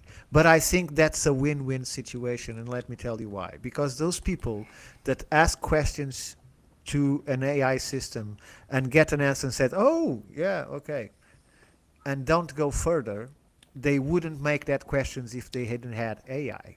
So, because they would remain ignorant about it. They now have a tool to make a question and accept a simple answer without developing it, right? But they won't be developing those narrow pathways if they didn't have AI, because they wouldn't even have the interest, because they didn't have a way to answer it even, right? Because most people are not interested in stuff. So probably people are asking Grok what are news about some pop singer or whatever, right? So those people would have to buy a magazine and read it to get that information. Now they can get it on Grok, right? Or on whatever AI they be using. So I think that I say it's a win-win, because those that are interested and can use these new tools to enhance their learning abilities and expand their knowledge, right? They can create some wisdom from it with the new tool. So my point is, when you were talking before, and I fully agree, the problem is never what is created. The problem is how you use it, because you can use a hatchet to kill a man, but you can use the hatchet to help you build a house, right? It's a matter of how you use this tool. And we know, as Jason pointed, that these people are going to use this system to cause more harm or to benefit them more, because they now have a tool that can program in chaos mode, which their analysts can't. They would need a team gigantic of analysts, as they have, to calculate and predict what will happen or how the population will react to this and to that. They now can do it with a system that can give them an answer in very little time. So they will use it, but we are going to use it also on our side, right? Even if it is a slower or a lesser model, we still can use it to our benefit, right? How many people found that they could leave the system and work at home because AI systems allow them to develop work that they can make money out of it, right?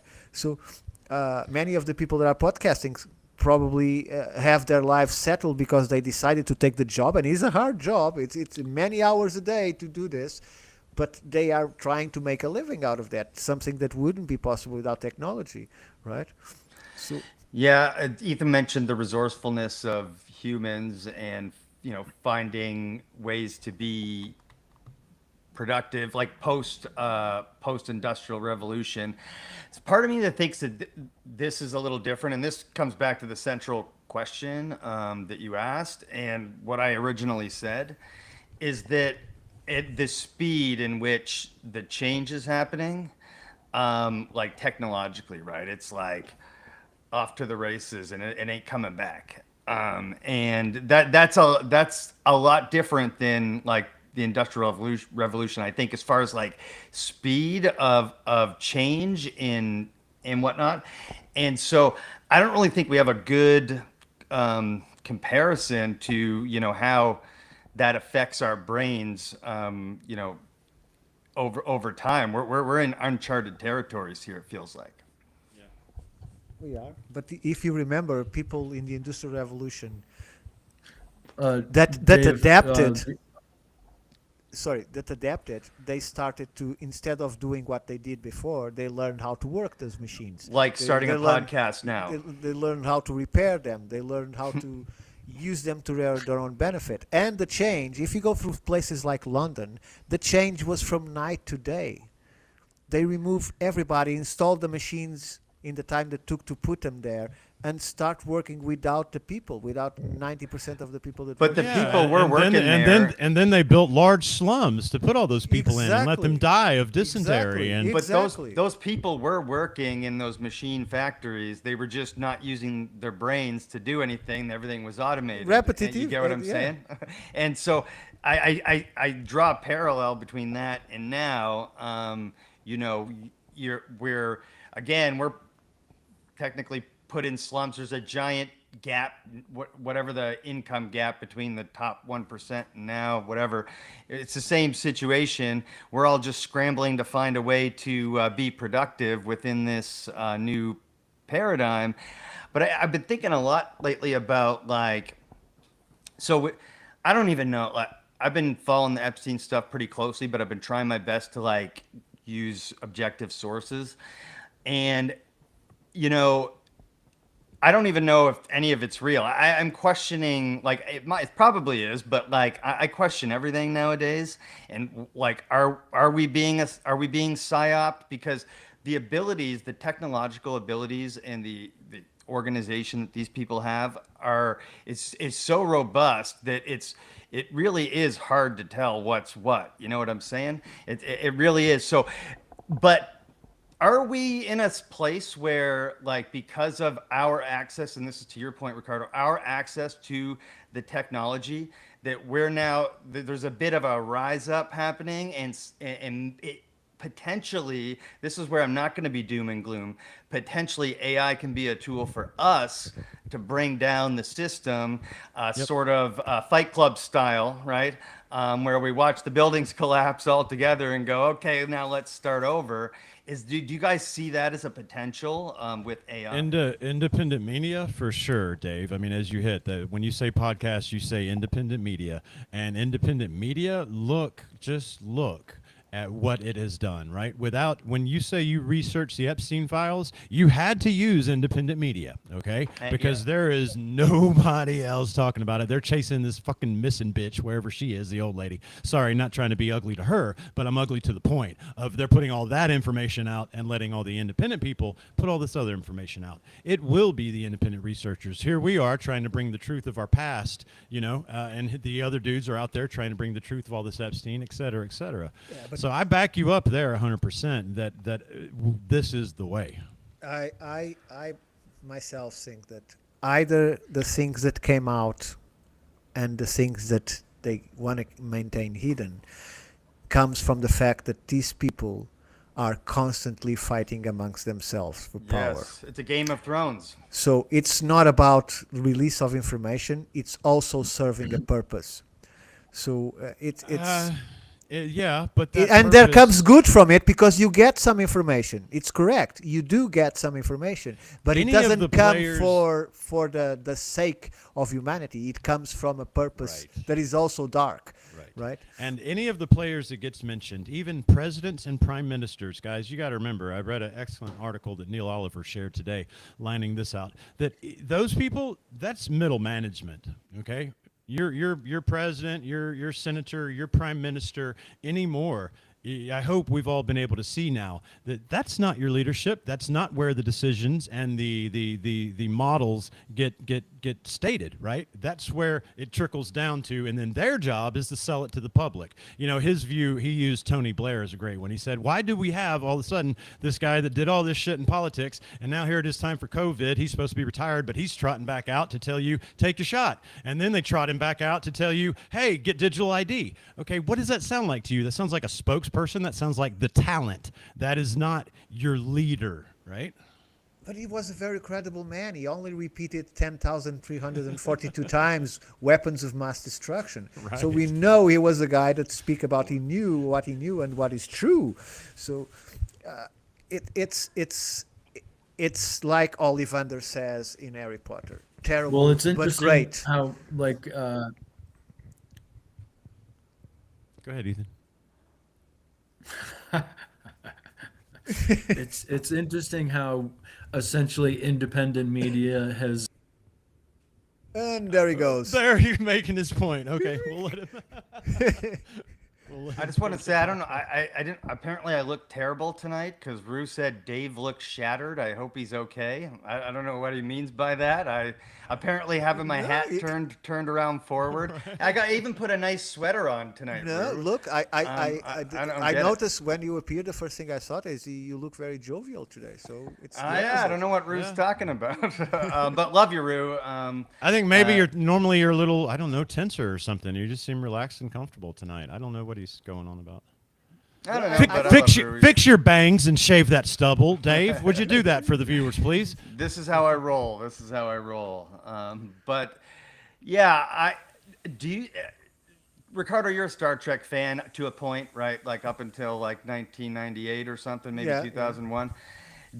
Can you see a Star Trek style utopia in the future?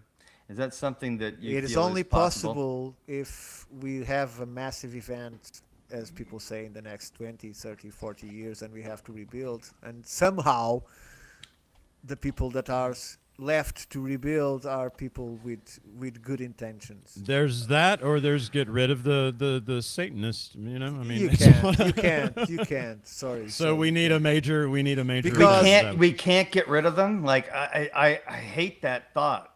You can't, because it's just, Jason said, those that you can see are just but the ants. Who is ruling is deep under in the nest and very well guarded, and no one sees it. So but there's a lot more of the us. bad guy. The people we see as the bad guys all over media or whatever is like just the baseline level of the psyop. It's probably. an expendable. Yeah. It's expendable. That's why somehow you receive information that this guy is corrupt or that guy committed that stuff, because they are expendable.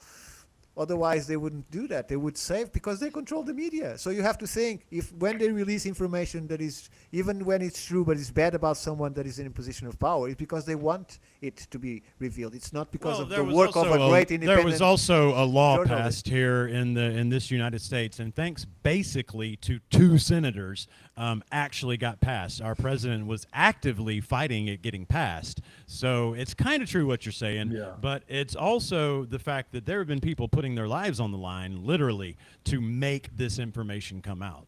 We can't deny that fact. Now, the fact that, is this all of it? No. And are you right? Are they now putting out, well, fuck this guy, but let's not tell them about this guy? Absolutely, that's going on. But the person that are doing those sacrifices, that are putting their lives at risk trying to put this stuff out, is no different from people like Rick Osmond or Lee Pennington, because they have been researching a topic that is controversial all their lives, trying to bring the evidence forward, and only a few hear what they have to say and value it, right? And these people that are doing that job only came out in the big media and great exposition in the algorithm and so on when they want it to be that. It doesn't minimize their efforts, their sacrifice that they have done to show us the truth in this or any other matter. It's just that their reach is always limited by what is allowed to come out. Because even if it comes out in 1 hour or 2, the system will cut it down. Don't forget the Echelon system that has 3 bases around the world now is probably completely ruled by AI, more than it was 20 or 30 years ago. They already had those systems, and they were using tape to record. So they know everything that's going on. It records everything. If you notice how many people watching this video, tell us in the comments, please, how many people were having a discussion with someone. A discussion, I mean a conversation, and you say, oh, I enjoy this, or I noticed that. And when you go, either 1 hour after or the day after, you open your YouTube or you open whatever it is, and there's an advertisement or there's a video about what you were talking about. It's constantly listening to what you're saying. Right, it's constantly listening, right? So Yeah, when you check out at Walmart and that camera right there has got your eye and getting your biometric data and it's reading what you scan. I mean, yeah, it's we're in a total surveillance system as it is, and AI hasn't even taken over yet. the only way you get out of it if you leave your cell phone at home and go with Jacob into the middle of the woods, and only by satellite. It's only by satellite. There's no other way. Well, they can do it by satellite too. I got a good friend that works. His daughter works for the DoD, and she designs satellites. And he said Jason is like this. He said, I got a phone call one day from Katie, and I picked it up, and she said, Dad. I said, yeah. I said, what are you doing in the front yard in your underwear? I was like, and I was. But yeah, they can find you, man. They can watch you. Wi-Fi, pick up through walls. We've got all this technology, but we can't find these millions of missing babies because they're all going to the pedophile parties. But that's why I feel like the idea that we can't root these. Ghislaine Maxwell's people out. sister owns Amber Alert. I mean, come on, what the fuck is that? Well, his dad, her dad wrote all our the textbooks. I know. So, but I feel like there's got to be a way to root these bastards out. There's got to be. She was highly influential on Reddit. She was like one of the top 10 influential Redditors, apparently. Yes. I feel there's got to be as well too, Dave. Me personally, and not preaching or anything, but as a person of faith, right? As a guy who has encountered, and somebody, True, I want to call you out. You said in the chat that the difference between AI and the human brain is we have multi-dimensional capabilities, and this is true, right? We have things that we're capable of that AI will never pick up. And shit, I just lost my point trying to shout out to True. How did I start that? How did I start that? I wanted to be good to True, and I totally. I'm trying to remember. Brain fog sets in. Yeah, I was going to say that the only way, according to Voltaire, the only way to beat a system is to survive it. And in our case, a regime, he said a regime. The only way to survive a regime is to survive it. But in our case, we now have, thanks to technologies, thanks to what we learned in time, we now have the capability to be outside of that. So we can create communities. We can. We're in it though. We're outside it, and we're in it at the same time. There's no way to completely exit it, but you can isolate yourself from it. You can create their own bureaucracy in order to create like a dome around you and your people that are not affected by it. So the problem is the same for anything else. It's a matter of money. There's nothing else in it. It's a matter of money. You have to have the money to buy the property. You have to have the money to build the infrastructure, and you have to have the money to maintain that infrastructure, right? So that's the only thing separating anyone from freeing himself to the system. And please notice that 99% of the people don't want that. If they have money, they want to go deep into the system and even more instead of getting out of it. But those that want to get out of it, the only thing stopping them is having money. Yeah, and they got all of it. Sure. And well, yeah. Look, how bad do you want out? Very much. Right. Like, okay. Well, sorry, go ahead, Jason. No, it's fine. I remembered the point I was going to make earlier, and but it's cool. It's nothing big. It's just, as a man of faith, right? One of the interesting things I find in out of these Epstein releases is, you spend your whole life with everybody in charge, everybody smart, everybody that's political, all telling you basically that God is woo, that spiritual stuff is woo, that if you can't see it, it's not real, right? That's the line I get fed from up top. But now what did I find out this week? Every single one of those motherfuckers knows spirit world is real and is willing to kill babies to get power from it. Okay? Yes. Now, okay, so why do we have all these people out here still believing the lie that they forced on us that spirit is not real, right? That was the eye-opening part to me that because I hope some that was created not by them, but by the class that they decided to let proliferate in academic sense, the scientists, the materialists. that substituted the natural No, philosophers. no, dude. It's because they did not want us to know what they know. Okay. Of course. They know spirit is real. They are sacrificing babies Of course to they it. know. They don't want you, or me to know that we have access. I to wouldn't say spirit, they know. to I would God. say they believe This it whole very much. system has been built to make sure our things, call it your pineal gland, call it your consciousness, whatever, does not work to its full potential. Right? And we have been told constantly that none of that is real. Now that we learn these people at top not only know it's real, but spend so much resources, time, money, energy, risk everything to be part and partake in spiritual practices, that to me should be part of the big wake-up call. Exactly. And that leads us, you know, that initiation pick a side, thing, good yeah. and evil. It's no longer fucking wrong or right. You know, That we're in a world of good and evil now. That So- initiation. It's not right or left. Go ahead, Ricardo. Go, because I'm just gonna.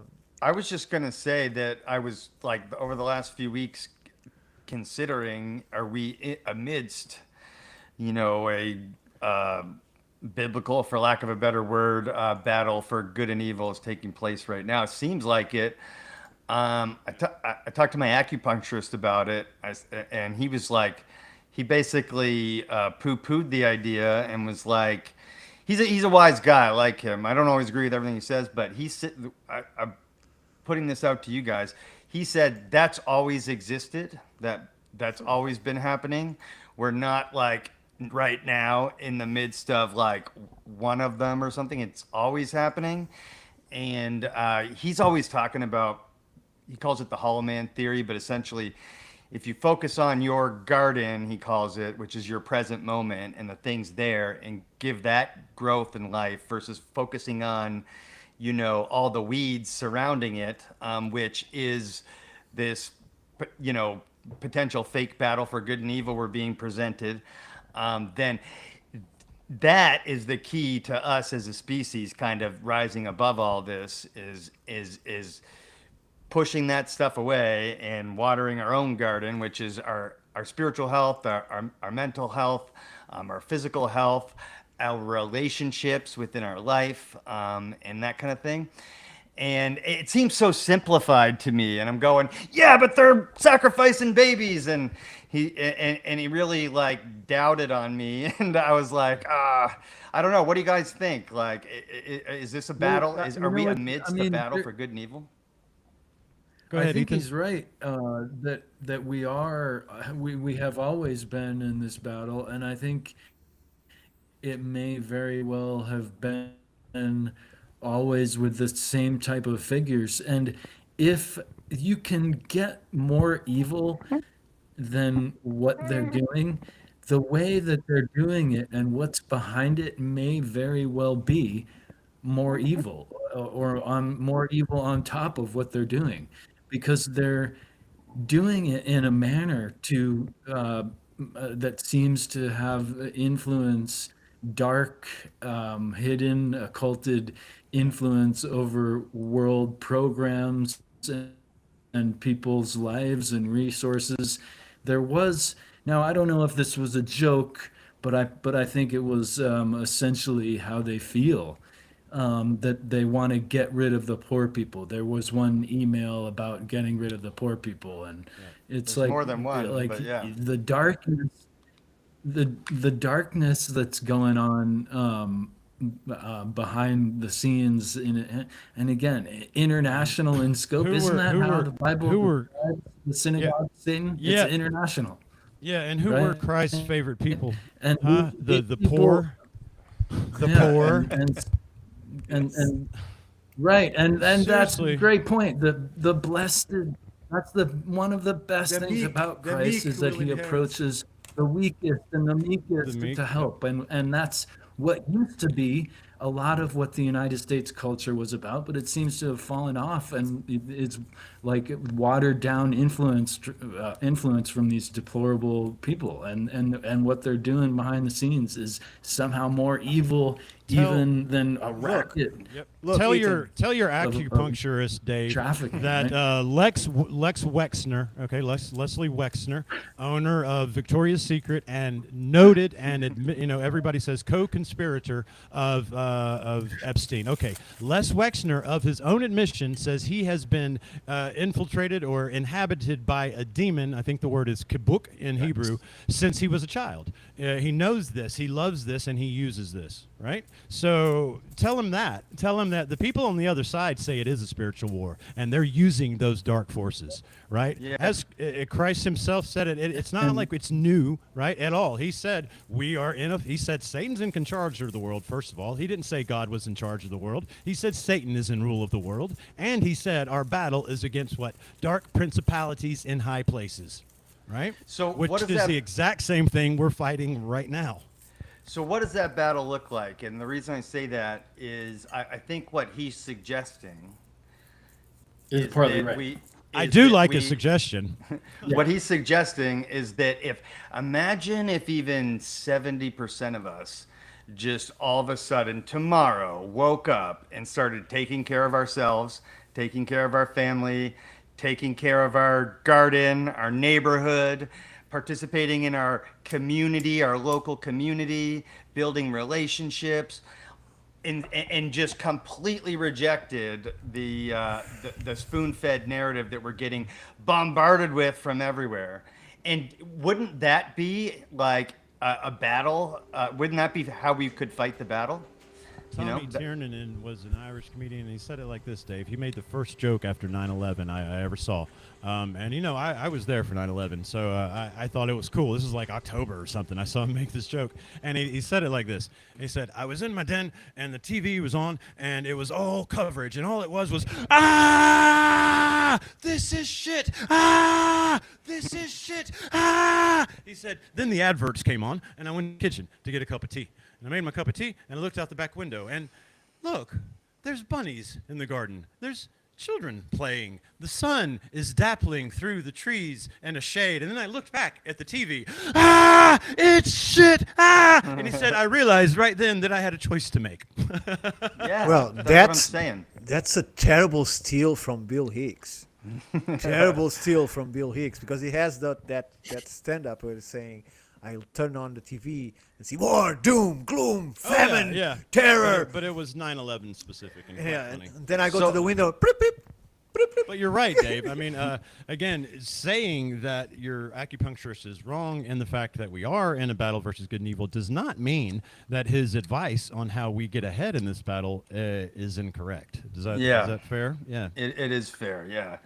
And it's just I an would interesting... add to that too. Go ahead, Ethan. Yeah, go ahead. Sorry. The Gandhi said, if you want to change the world, change yourself. And I think that is super important. I think, too, a lot of our power, especially when we want to be active in regards to powerful institutions and institutionalized that are this evil, a lot of our power lies in not what we do, but what we don't do. Right? Like there are things that we can cease support of, for instance. Right? And get good food, grow our own food. Don't watch the Super Bowl halftime show. You're alluding to different things that seem. Ethan, tell me. But, right, neither of those things. Watch football. That's not even on the radar. Yeah. Tell me, in your Eastern philosophies that you studied, is there anything speaking about humans cannot stand being happy all the time? That if everything is perfect, if every demand is provided, if there is total freedom, that humanity does not progress. It needs suffering. I think there's something in the Hindu, in the Mahabharata and so on, the way he conducts the battles, like saying that the one god is saying, yeah, but I'm feeling frightened to go and kill all these people. And Indra, I think, gets to him and says, don't worry about yourself, the people. They'll die and reincarnate again, and it's all part of the natural cycle of things. So, yeah, he's literally like they may be your family and friends, but they're riding against you. Right against now. you, exactly. So what are you going to do? Look, the Muslims, you- the you're- Muslims conquered Iberia around 800, the year 800 AD, and these people were living under lordship, so they couldn't own land, they couldn't own a business, and everything they produced was for their lord. It's a feudal regime, right? And when the Muslims came, they didn't have a feudal regime, so they said, okay, do you want to become a Muslim? No? Okay, so you can go, choose a piece of land, work it, create your own business. We only want 10% of what you make. And you can be a Christian all you want and have your freedom. Right? And people began to have land and their own business and to prosperate. People that were vassals became people with money, with capacity to support themselves, to trade, to buy stuff. And all of a sudden comes this Afonso Henriques with the Templars, with golden pies behind, and changed their mind to come back into vassalage. They helped to put the Moors back into Africa. They rejected their freedom to fight for the lords, and they lost all the land, they lost all the businesses, and they became practically slaves of the piece of land that the lord would inherit. All of these were Templar guys or guys come from descendant of Afonso Henriques. And people accepted it. They died to fight for this lack of freedom. Right? So this is how humanity works. No matter, one human is a very intelligent person. A group of humans are as dumb as a flock of sheep when they see a wolf. Right? To your question about Eastern teachings that soothe this idea, Buddhism points out that we always want something. And when we let go of that want, there is a solution, to this, and it's kind of a fourfold process to learn about the Dharma, the Buddhist teachings, to let go of endless cycle of seeking. In psychology terms, we are known to always be on the lookout in the reeds or the future for the bad guy or the nemesis or the saber-toothed tiger, which nowadays is practically non-existent. So we make up one in our psychology. Yeah, because and usually it's some form of us and them modality, right? Yeah. And there's also go ahead. No, I just want to say we are all constantly, for thousands of years, boiling as frogs in cold water.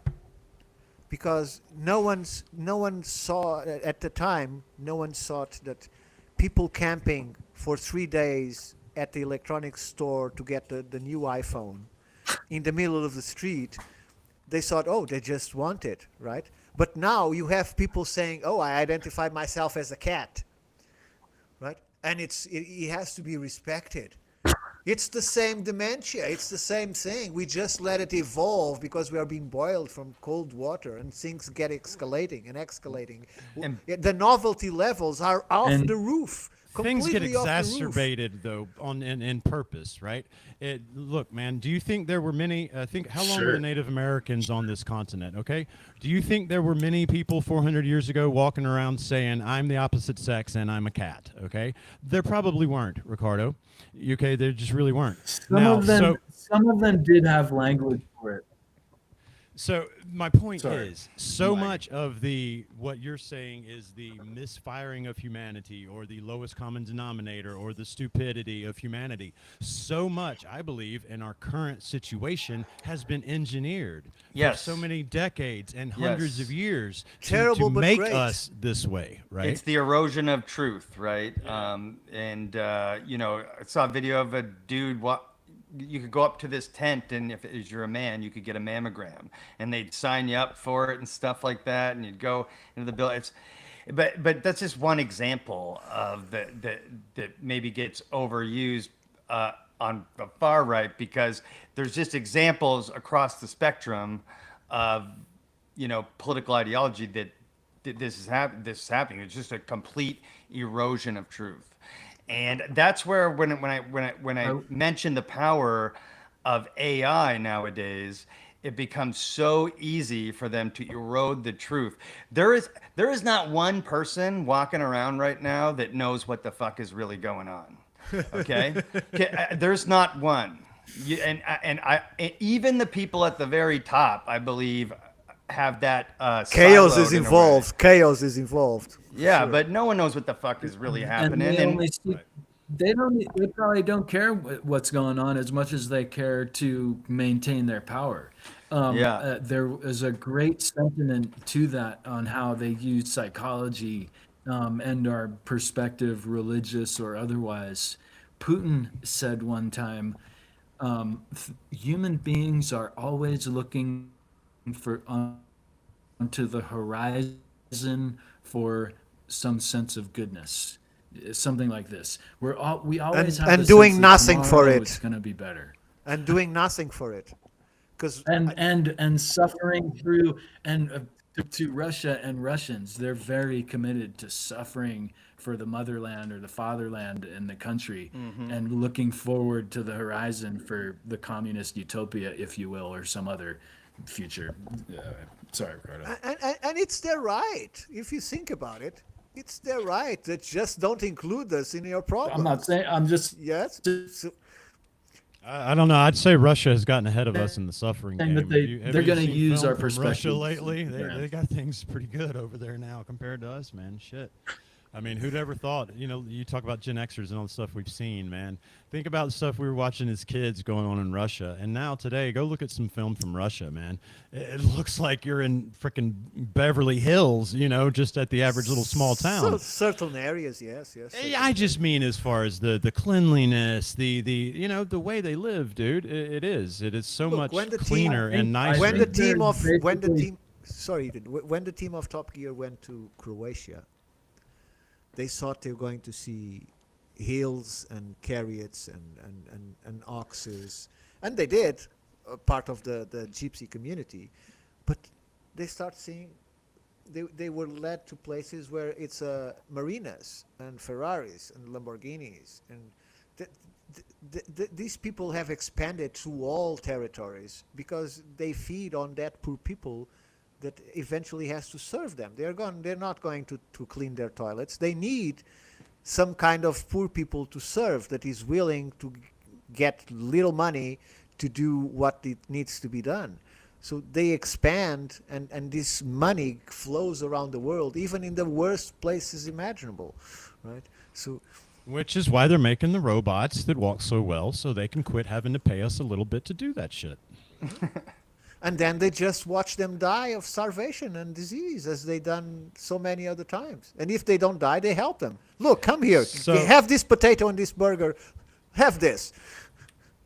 I just see our 2-hour mark. And again, I'm in no hurry to cut it, but I do want to, not quite wrap up, but go back to Dave and your acupuncturist point. And Ethan, what you said, you know, about the wanting and the Buddhism, I heard it put this way: what does the wanting want? You know, go inside and figure out what it is that's all about, and you let go of that wanting. Now, Dave, to what you were saying, listen, I think it's a combo. All right, how are we going to fight this? I think it's what Ethan was talking about and what you were talking about, going inside and changing you, right? That's where you got to start with anything, is seeing to you first, taking care of you first, getting you where you need to go, because you're no good to anything else, right? Number two, I think it's going to be community, right?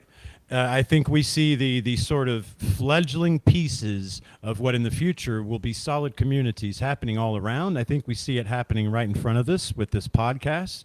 You know, Dave, think about like you and I sort of getting to know each other through these environments. Then we go meet each other in person, right? And things sort of build a little bit. Well, just play that out over 5-10 years, right, of people like us, like in our community, the alt history or whatever we want to call our community, right, coming together physically, right, and beginning to create these places that are doing what you said, seeing to yourself and seeing to each other, and doing our best to keep the outside at bay.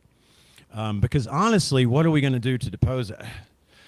I don't like to talk too much about what I think we need to do, because honestly, Dave, I have faith, right? And I think, something will probably happen to take care of some of these bigger problems, like Ricardo said. And what's the smartest thing for any group of people to do if you know something like that might be coming? It's to get together and make your own community. Look, my $5 don't go too far.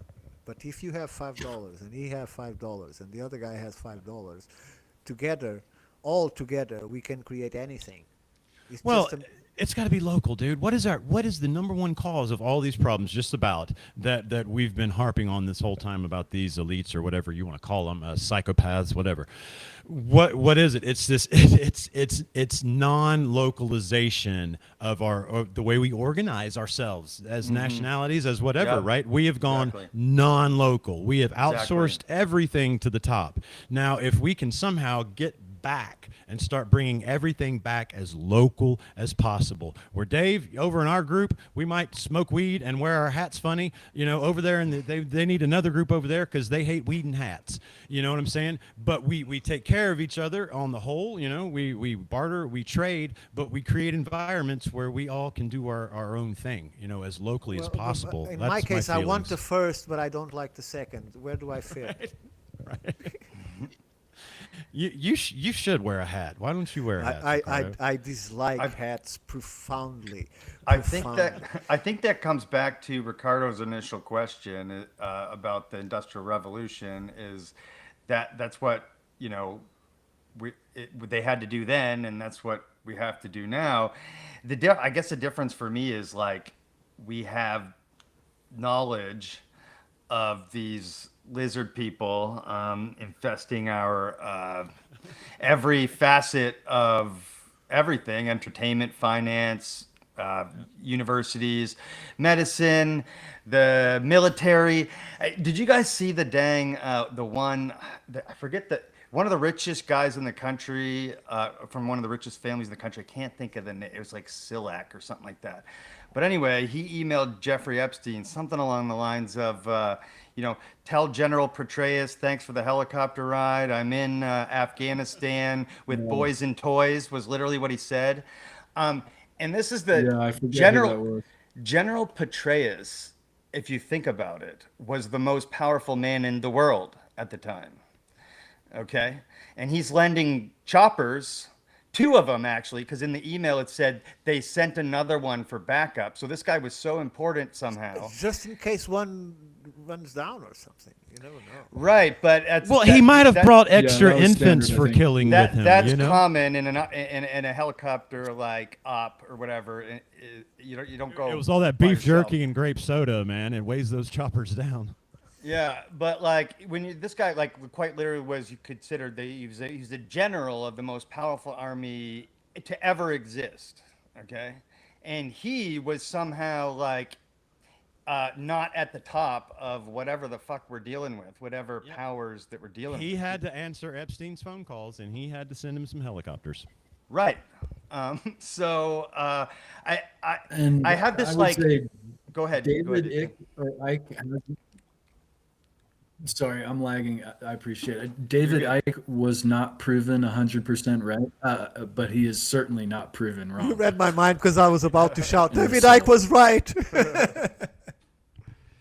I don't know if they're reptile Maybe he's or not not. 100% right. It would not. I would yeah, not he's be not at wrong. all ontologically shocked by it if they were.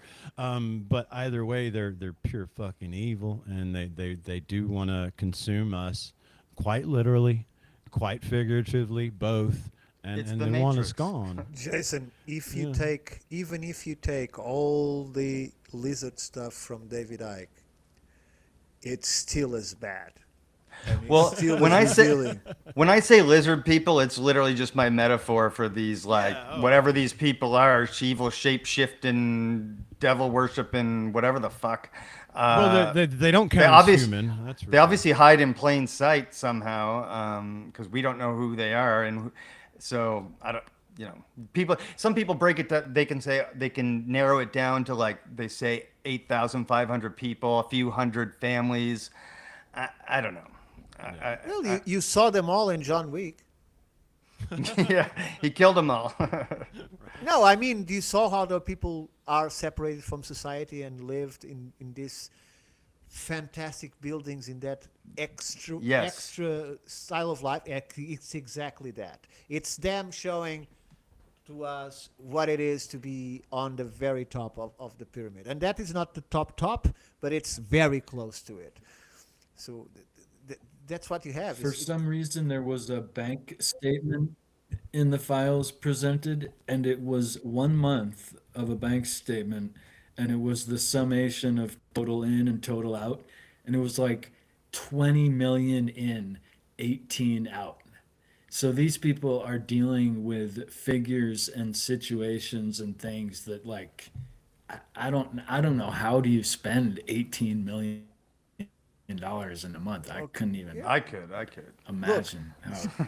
But I know I know the point you're trying to make. It's All like those sacrificial kids get fucking expensive. Have you ever tried to get 100 children to do what you want? It's difficult, Ethan. It takes a lot of resources and a lot of money.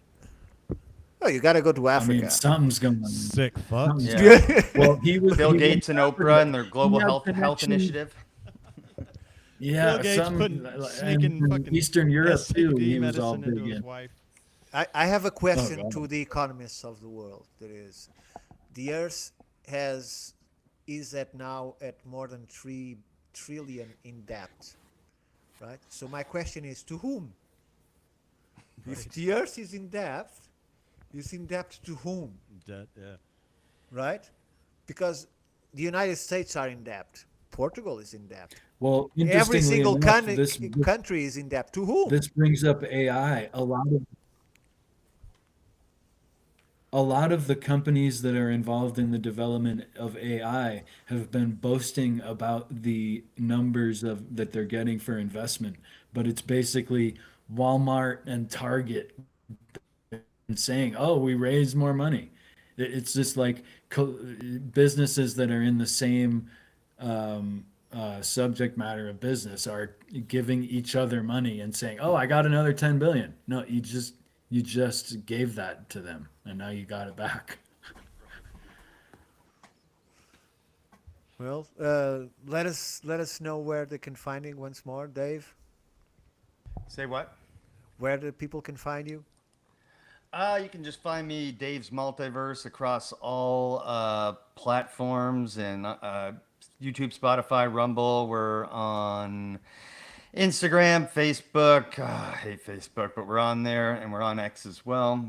We drop weekly episodes. Got an episode with archaeologist Michael Donnellan dropping tomorrow. We've got an upcoming episode with Dr. Greg Little, with Dan Richards. So I'm really excited with everything that's coming out. So please go ahead and give us a sub. Sure. It's an excellent channel on YouTube, so I strongly suggest it. And he has wonderful guests, so people that we really enjoy listening to. Ethan, tell us where the people can find you, the shows you're normally in.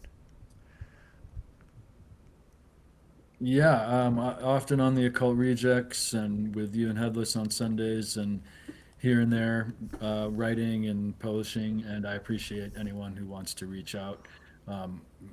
Jason, Dave, Ricardo, always great. Ethan, to talk with you, and I've done a lot of Yes. shows with Ethan at this point, and one thing that I find always funny is that he's an externally open and loving person, but he doesn't know how to advertise himself, because it says "come and find me," but it never tells people where he is. So it's like, where, dude? I want to see your stuff. Where are you?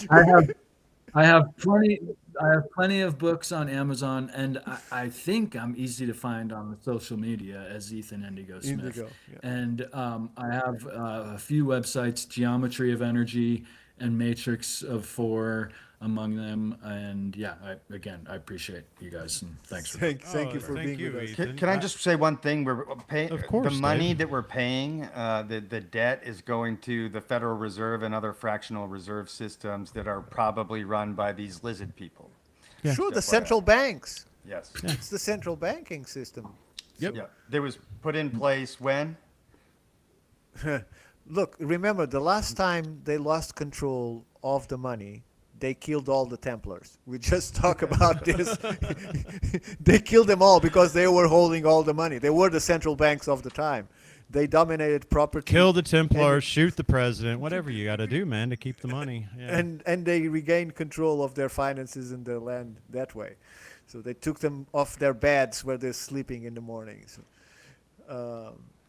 Ethan, thank you. It's always a pleasure talking with you, you. man. I hope we do have you back here, and I'd love to come see you on your show sometime. I really do personally enjoy talking with you every time. Dave, you know I hate your ass, and you know I love you, Dave, and I really have enjoyed a lot of what you've been saying lately, man. I like what you said about the Gen X and the way we grew up, and I identify with so much of it, man. You got me thinking about my childhood earlier, and a lot of what you've been saying lately, about friendships and about community, it's all truth. And Dave, you guys go see him over there at the Multiverse. He is into building this community. Dan Richards, have you already talked to him, or you got that interview coming up soon? Yeah, no, we already talked to him. Yeah. Did you have fun? Yeah, but I think I'm getting demonetized on that one for sure because he goes off. I'm like, I had Megan taking notes like to figure out like what I got to bleep out here. Oh, that's awesome. But it's good. He's a great guy. He's fun. He's actually a very kind and friendly guy. Great dad. Fun to talk to. He is. I really like him a lot. He's a good guy. We met him out in Arizona, and then I went on his show impromptu a couple of weeks ago, and I was disappointed. He didn't go off. He was like, oh, really? We had like an all nice, cool Just ask discussion him about Professor history. Dave. Ask him about Professor Dave, and that'll get him going. That's the first thing I did. Guys, this has been a blast. I really hate to wrap it up, which that means we should get together more often and have these type of conversations.